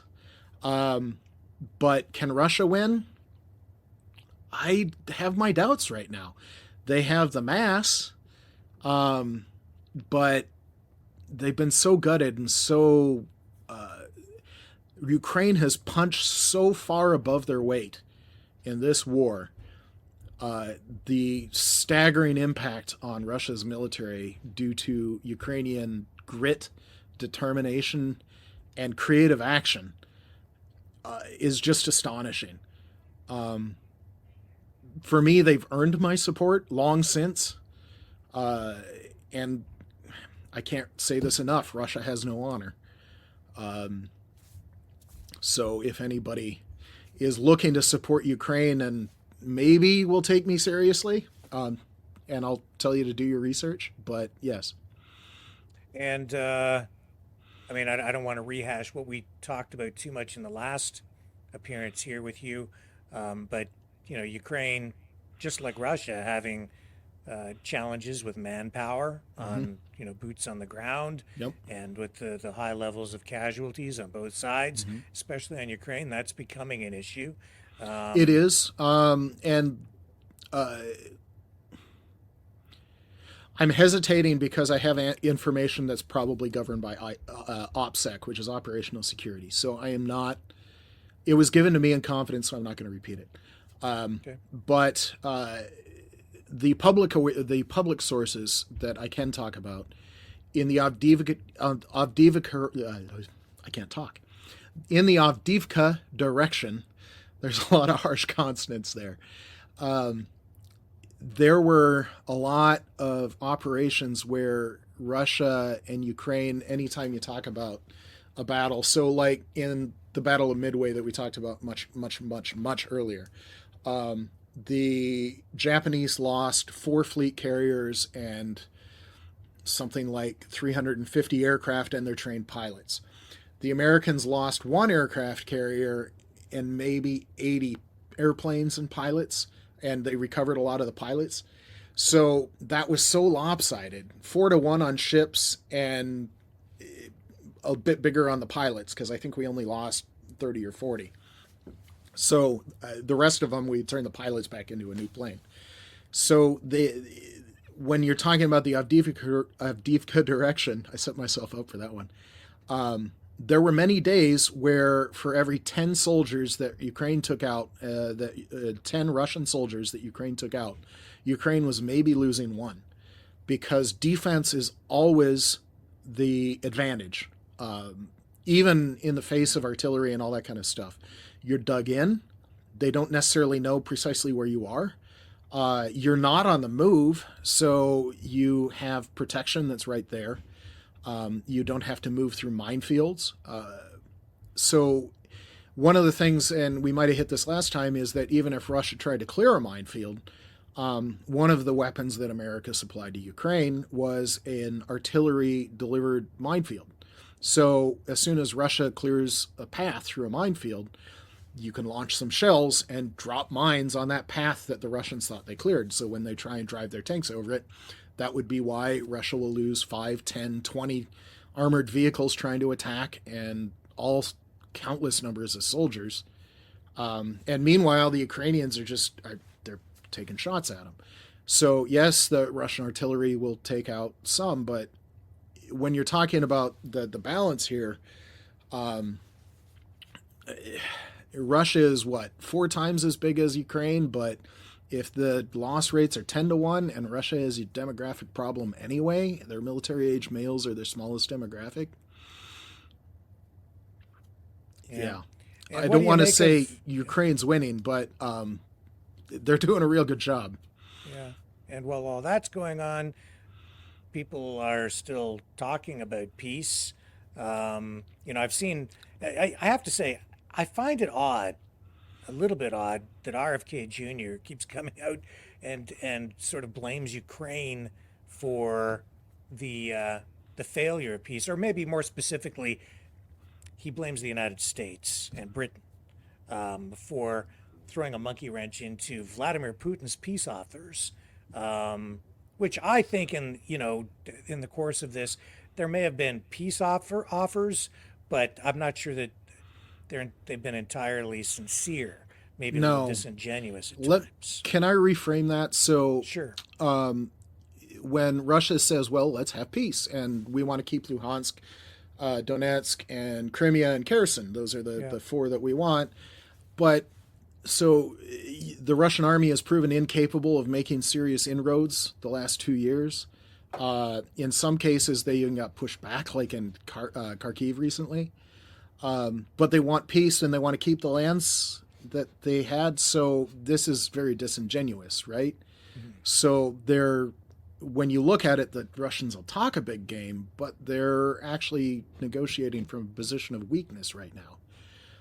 They want to hold on to their territorial gains and protect their war criminals, but they don't want... You see what I'm saying here is that there's something wrong here. The other part of it is that in 1939, when the Germans went into Poland, should we have made peace there? Like, oh, you can keep Poland. We just want peace. I mean, you can keep Poland. Yeah, just how does that even make sense on a moral standpoint? So I don't quite get the peace thing. Yeah, I mean, I do see both sides. I understand. I get it. And Americans are very tired of war. I get that too. Yeah. But there's a very simple end to this war. Russia can just take its soldiers and go home. They can keep the remaining soldiers that they have. They can just go home. There's one party that's responsible for this conflict, and that's Russia. And trying to talk about peace and who's at fault, well, if Russia took their toys and went home, we'd have peace. So one thing that you did bring up, Hungary, you showed that on the picture. I wanted to just dig into This is that. one of those current events, and it's not this specific news story, but sometime in the last day or two, Ukraine cut off half of Hungary's oil supply because Hungary gets most of its energy from Russia still, and it flows through pipelines that go from Russia to Hungary through Ukraine. When you're talking about a military target, that Hungary, the money from a nation that's not currently at war with Ukraine and technically is supposed to be on the side of NATO that's helping Ukraine, but they are financing the Russian war material because the only Russian export right now is oil. Yeah, that's pretty legit to shut down that pipeline. So Hungary is, they're talking about their national reserves already, but they're going to have to start talking about shutting down their power supply within the next 90 days.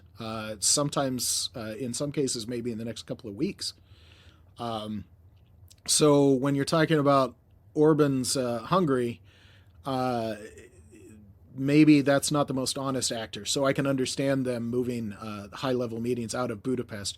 The other side of that is that if Orban was a conduit to Russia, and we're giving that up, I understand why the diplomats were trying to use Hungary as a tunnel into Russia. Somebody that the Russians would actually talk to, I get. But, yeah, well, he just did that whirlwind peace tour, right? Mm-hmm. Do you think that there was anything positive that came out of that? It seemed to me like it sort of fell flat. It did, and for the same reasons that I'm talking about. Russia is incapable of making serious gains on the battlefield right now. And when they try, they just take horrendous losses for minimal gains. Some people have called it strategically insignificant. They really haven't captured anything big the last 9 months.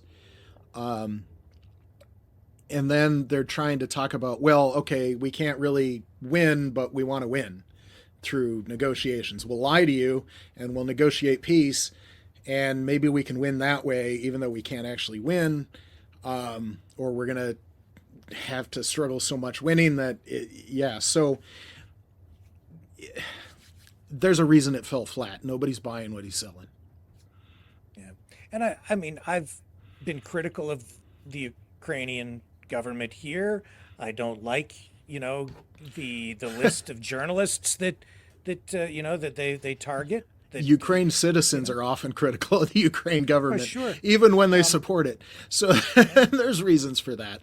And I'm critical of Russia as well, because they have an American journalist in custody right Several. Now. Yeah. Yes. The famous one from, I like to say, the Wall Street Journal. Thank you Yeah. for the name. It wasn't popping into my head. Yeah. And we've called that out too. So I'm not popular. I'm in the middle of the road getting run over all the time.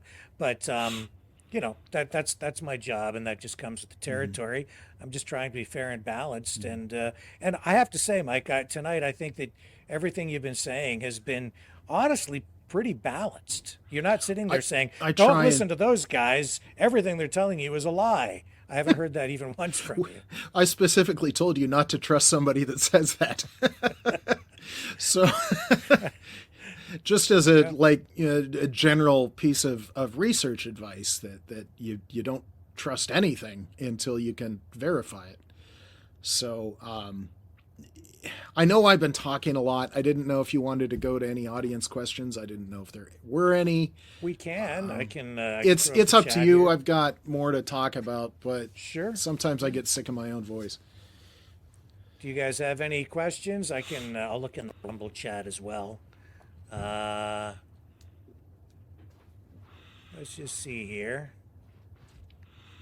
If anyone wants this shirt, this is an example of Ukrainian grit and determination and ingenuity. Yeah, Grizzly 2 Sucks says, no surprise, Rick is very pro-Russia in his coverage. Well, we've had a lot of, pro-Russian people on the show. No question about that.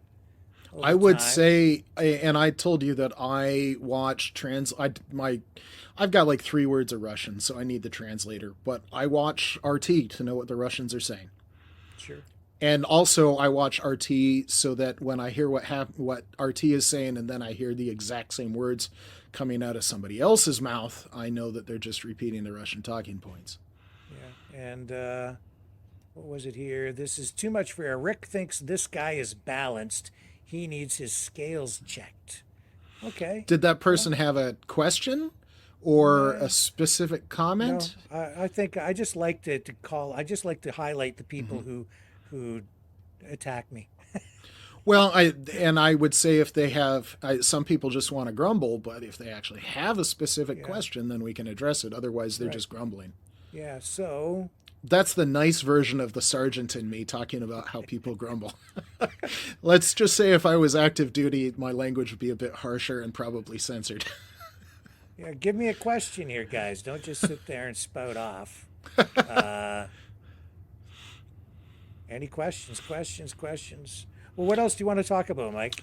It's up to you. I mean, we did, a week ago we were talking about the NATO summit. That's kind of old news. I would want to mention, kind of like the laws of war, that people just don't have a basic understanding about.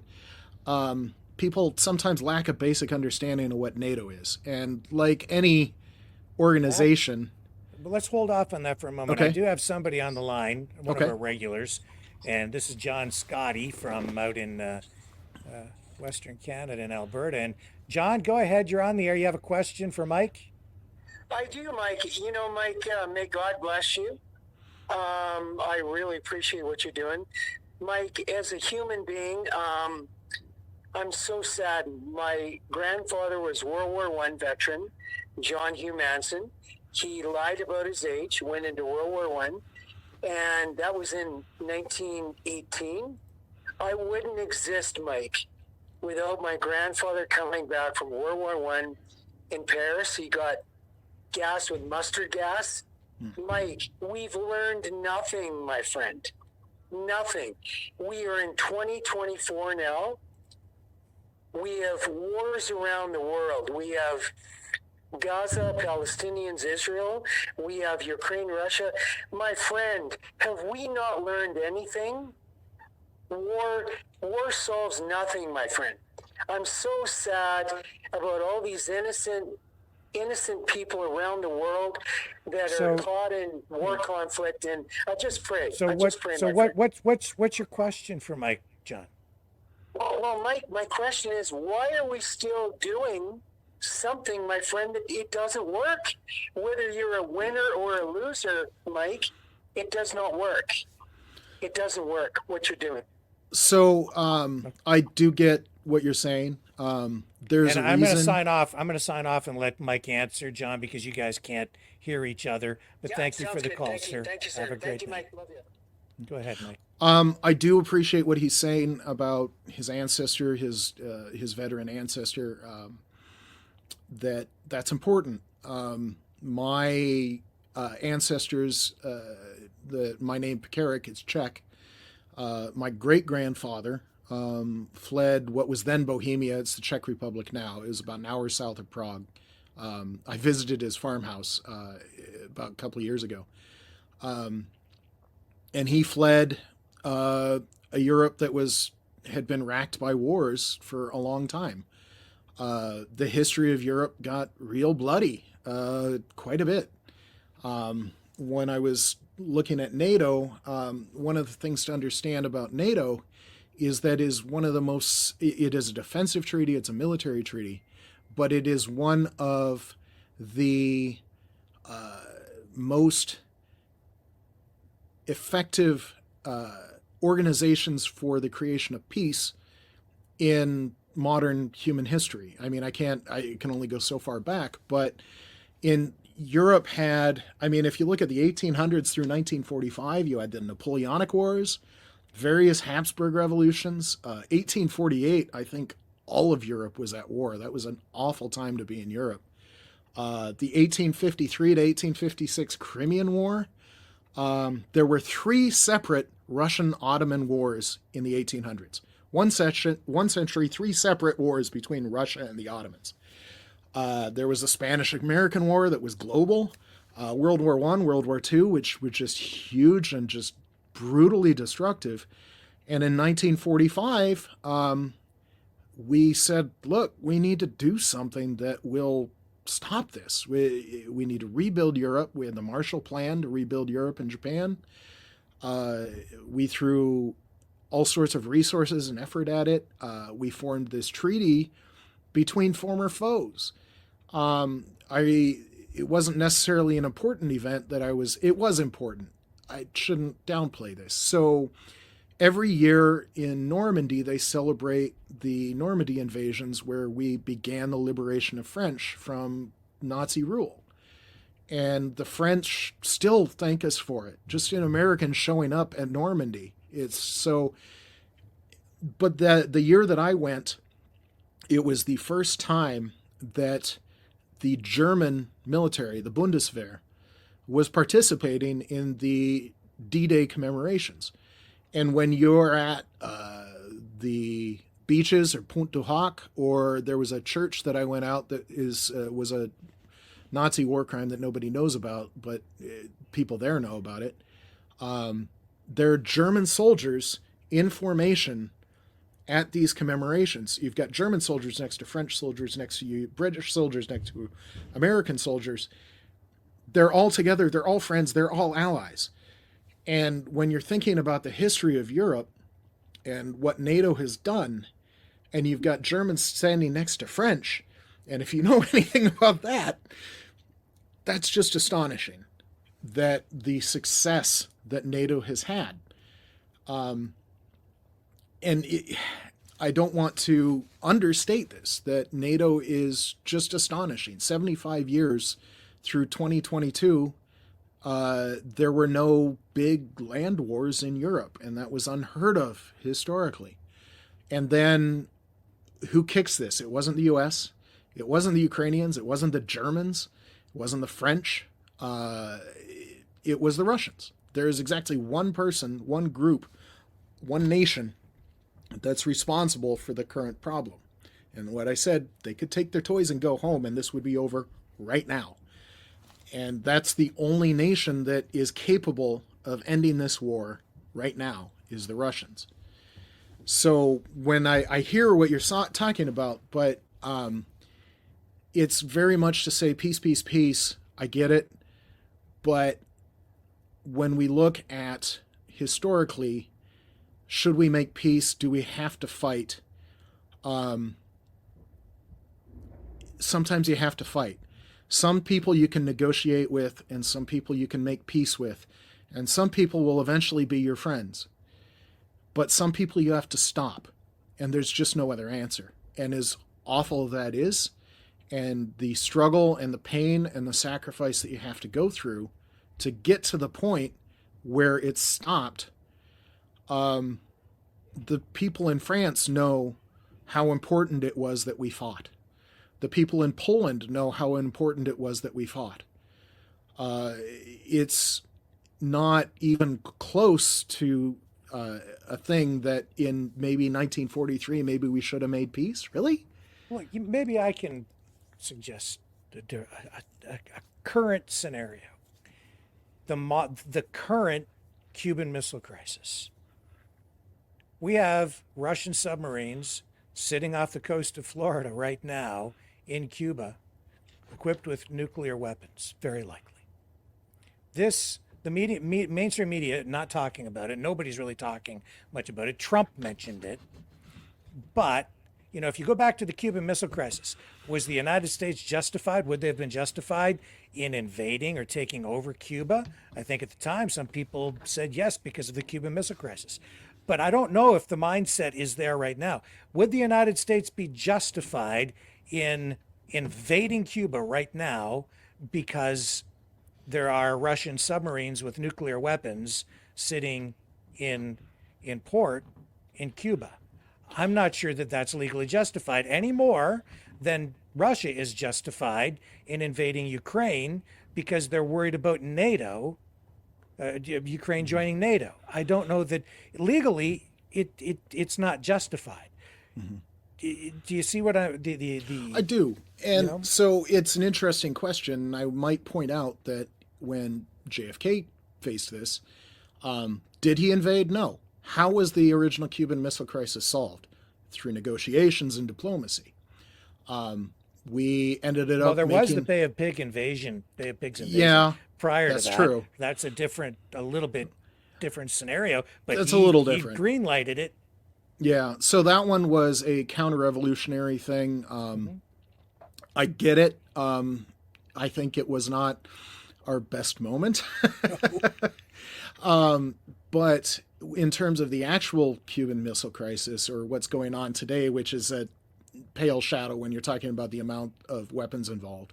Right. And honestly, Russian submarines, they don't have a lot of them, certainly not compared to the Cold War.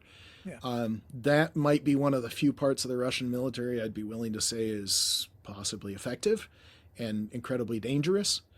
And I'm sure that the West has been tracking all of these submarines. And when I'd like to say, I can't remember the name of the class of the submarine, but it's one of their new ones that went into Cuba. Almost simultaneously, an American submarine surfaced in the naval base at Guantanamo, which is the one part of Cuba that America still owns. That I would bet a lot of money that was the submarine that was trailing the Russian sub.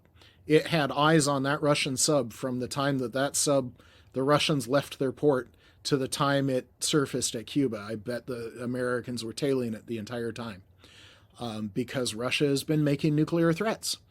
And that's something to take seriously. And we've given them strong warnings. But when I said trust and verify on your news, well, trust and verify when you're talking about a nuclear threat. So I get it. The current situation is not great, but we knew that Cuba was still a friend of Russia. That's been true for decades and decades. The Russian ships visit Cuban ports is true. That this one was a nuclear capable one. They were saber rattling. Yes, that's true. But we also counter rattled where we surfaced the sub and said, yeah, we knew you were there. We knew where you were the entire time. So there was a counter there that didn't necessarily get the press that maybe it deserved, where the Americans were like, yeah, we got you.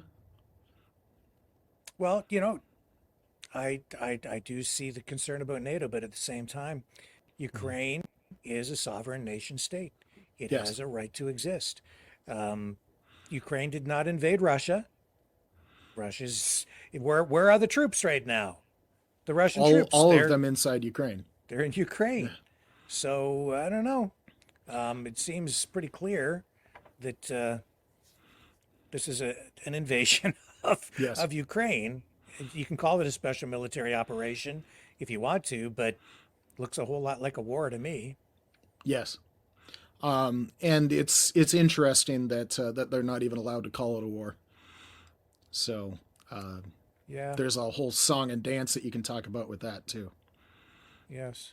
So. Any other questions here, guys, for Mike tonight? Oh, there was somebody here. I think we sort of you sort of addressed it, but I guess people want to know again, or Sure. maybe elaborate. Yes, Rick. Someone asked, where does he see things going if Trump is elected? So that's something that I can't really talk about except in a personal.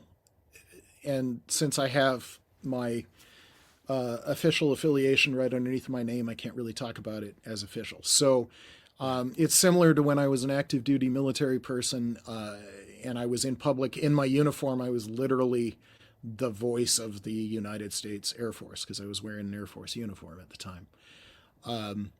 So right now I can't really speak to my personal opinion of that. I do think that NATO has been working to. One of the things I didn't mention when I was talking about NATO is I talked about the percentage GDP of various nations, but when you're talking about the actual dollars on the ground in terms of NATO military expenditure, the United States has a $28 trillion economy. It's the biggest economy in the world. And the rest of NATO, all of the other 31 nations of NATO together added up, have $24.5 trillion in gross domestic product. Now, America has 330 million people, and the rest of NATO has 563 million people, so they have not too far away from twice the number of the American people and the rest of NATO. But by far, the big heavyweight in NATO is the Americans. And that's just on a numbers game. You can't get around it. Could the rest of NATO do more? Looking at you, Canada, yes, you could. And you should. President Trump spent 4 years very vocally and publicly saying the rest of NATO, you need to do more. And he was. In fact, I think they're making the 2% mandatory as of the last meeting, right? They were trying. But like I said, sometimes this takes some effort. Canada will have a hard time going from 1.3 to 2%. That's a big jump. And so there's one thing to throw money at it, but you also have to have the ability to use the money effectively, wisely, and efficiently. So there's a limit to how fast you can throw more money at it. So you can do it, but you have to be careful. So it does take some time, and there was the big spur that in 2021, after 4 years of Donald Trump, there were only 6 NATO nations, including the United States, that were above 2%. And by 2023, a combination of President Biden's leadership and just the sheer grit and obvious choice that we needed to support Ukraine, and the fact that Russia was willing to invade a nation without provocation, all of a sudden, a lot of NATO nations say, we could be next. It spurred a lot of action. And under not just President Biden's leadership, but a lot of other NATO nation leaders, heads of state, it went from 6 after 4 years of Donald Trump to 23 as of January 1st of this year. And it's only going to go up from there. So, yes, NATO needs to do more. Donald Trump was not wrong. President Biden was asking the same thing. President Biden was not wrong. President Obama was asking the same thing. President Obama was not wrong. And the same for President Bush. The 90s were a little bit different. Everybody was doing the peace dividend. But yeah, so there are some things that President Trump could do well. There are certain avenues to convincing President Trump that Ukraine is a thing that he needs to support. There are certainly a large part of the Republican elected officials in Congress that vocally and actively support Ukraine. And when you look at the demographics of voters, Republican voters, they actively support Ukraine. So I think there's an avenue, despite some of the resistance and the statements. I think, like what President Zelensky said, that if that happens, well, elections have consequences, and that's where we're at, and that's what we work with. So I think President Trump could be convinced to do great things, but we'll see how that goes. And we have another regular on the line here, a contributor to the program. We call him Dragon. Is Ian? Go ahead, Dragon. What's your question for Mike? Well, my question for Mike would be, how is the situation with the Cuban crisis that we have now? How bad it is? How serious is the situation? And is NATO or Canada should have done more to that, to pressurize Russia not to be sitting around our borders?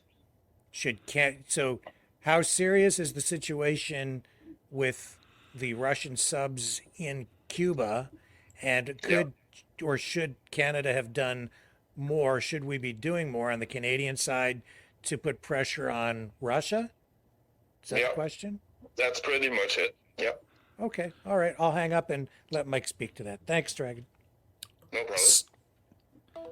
So, caveat here, you're going to want to do more research, but my impression is that it's not anything that we haven't really seen for any number of moments of Russian ships visiting Cuba than we haven't seen for the past several years.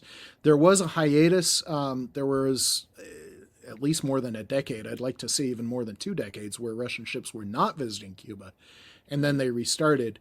And that was some cause for worry, but the Russian Navy is significantly smaller than it was even 30 years ago.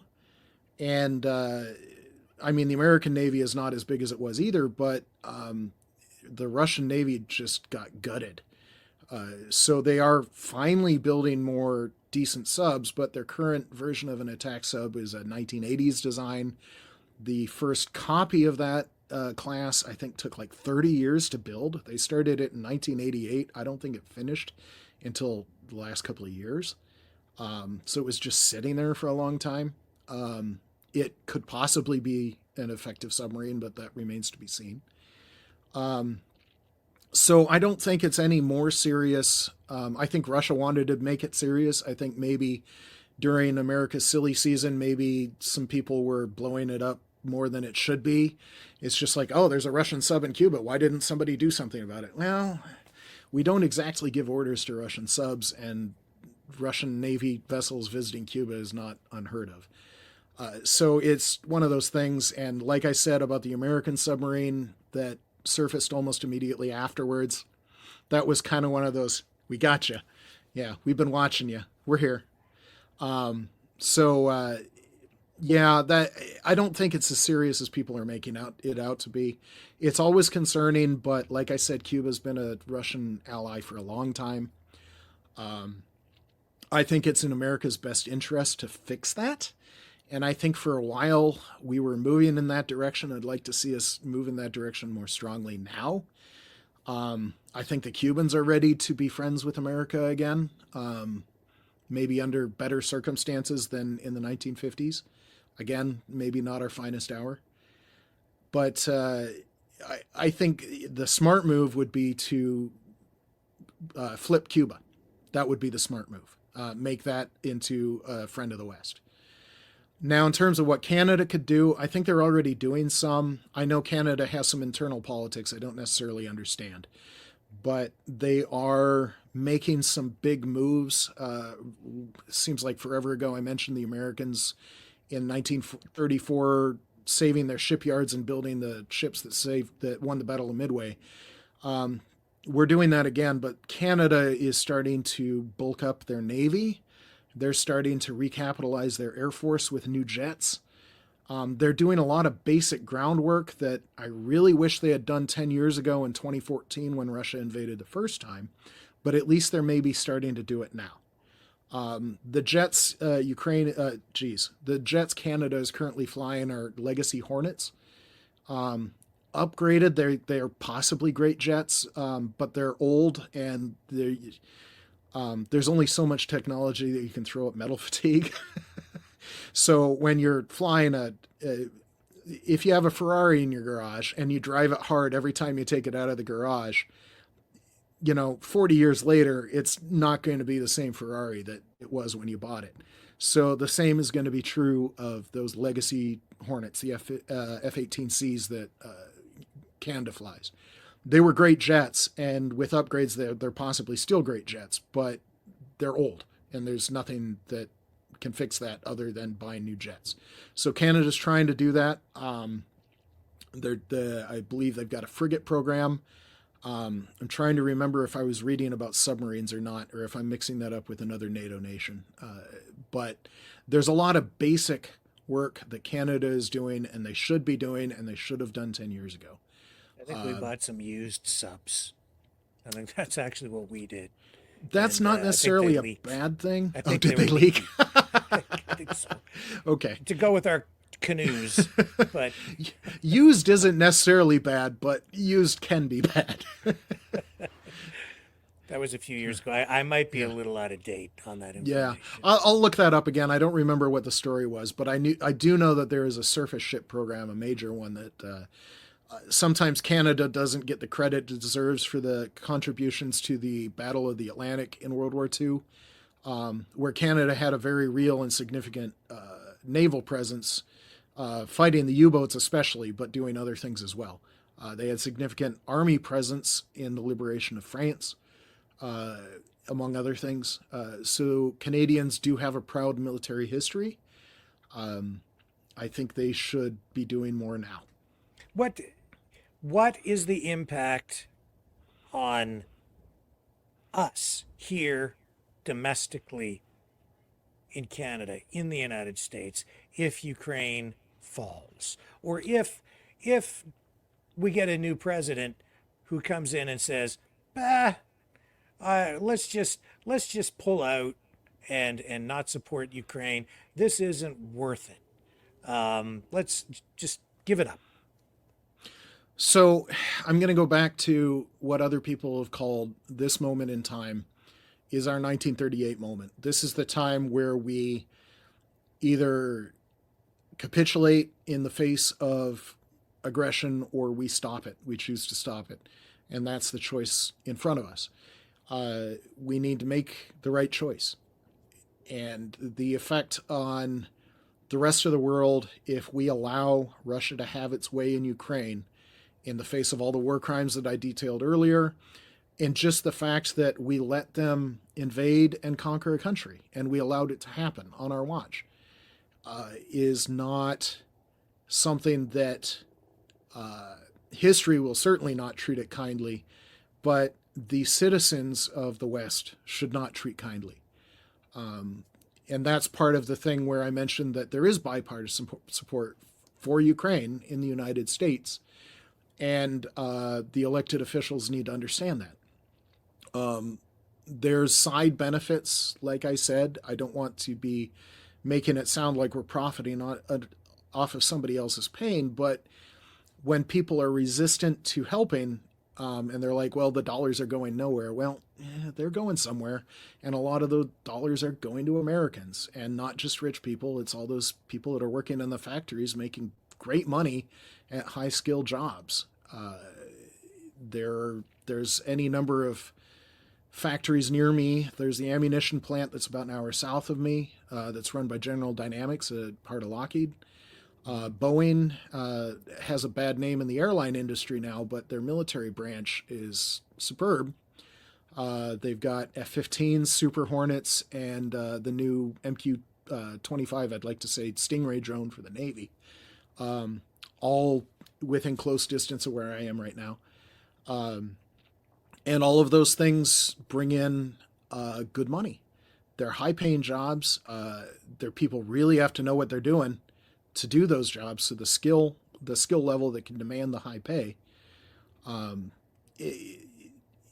We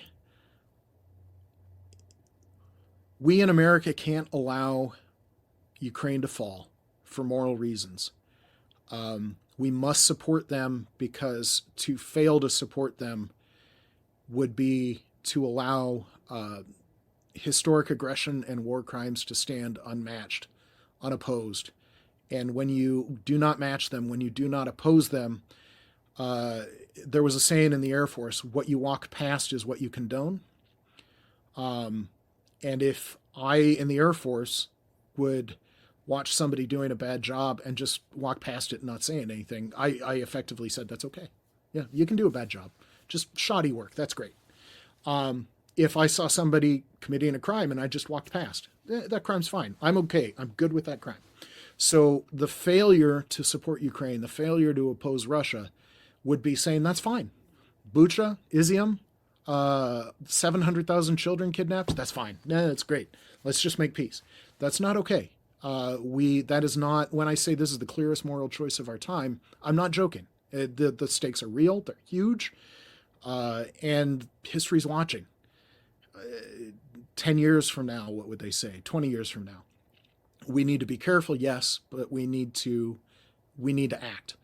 There's some things you negotiate with, and there's some things you stop. Now is the time where there's something that you stop. There are people on the fence, and like I said, there's the arguments for that too. Mike, I appreciate you joining us here tonight. I want to have you back real soon because there's a whole other list of topics that I'd like to have you comment on, but we're out of time tonight. Okay. I'll just throw it to you for a final comment. Anything that you think we might have missed, or just a final wrap up? I wish I had said my last statement and cut it short. That we're at our historic moment where we need to respond and we need to stop, and that's the only clear choice. Anything else is condoning heinous war crimes on a staggering level, and there is no other choice. I don't know how to put it more clearly. I want to reemphasize people need to do better research. Don't take my claims at face value. Look them up. I can send you links for the places I found some of this information. I'm happy to do that. And inform yourself and become educated citizens, but not only from one source, not only from one perspective.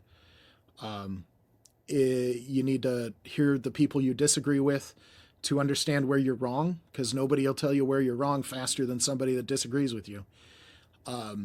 Or you need to understand why you disagree with somebody. If you don't listen to the people that you disagree with and actually try and wrap your head around what they're saying, you have no idea why you disagree with them. And so your disagreement is kind of pointless and mindless at that point. And why are you even thinking, why do you even have that opinion if you didn't do that? So that's one of the main reasons I listen to people that I disagree with.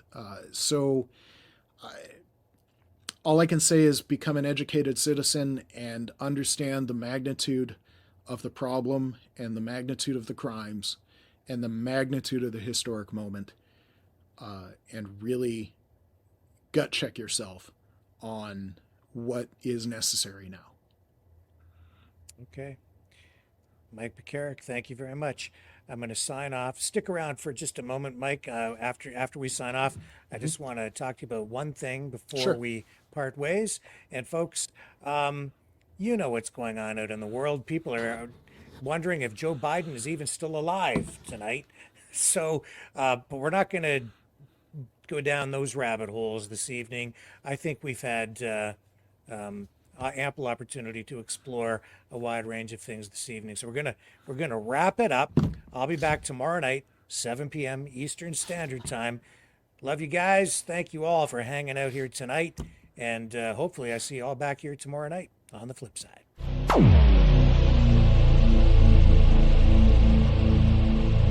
This has been a Maverick Multimedia production.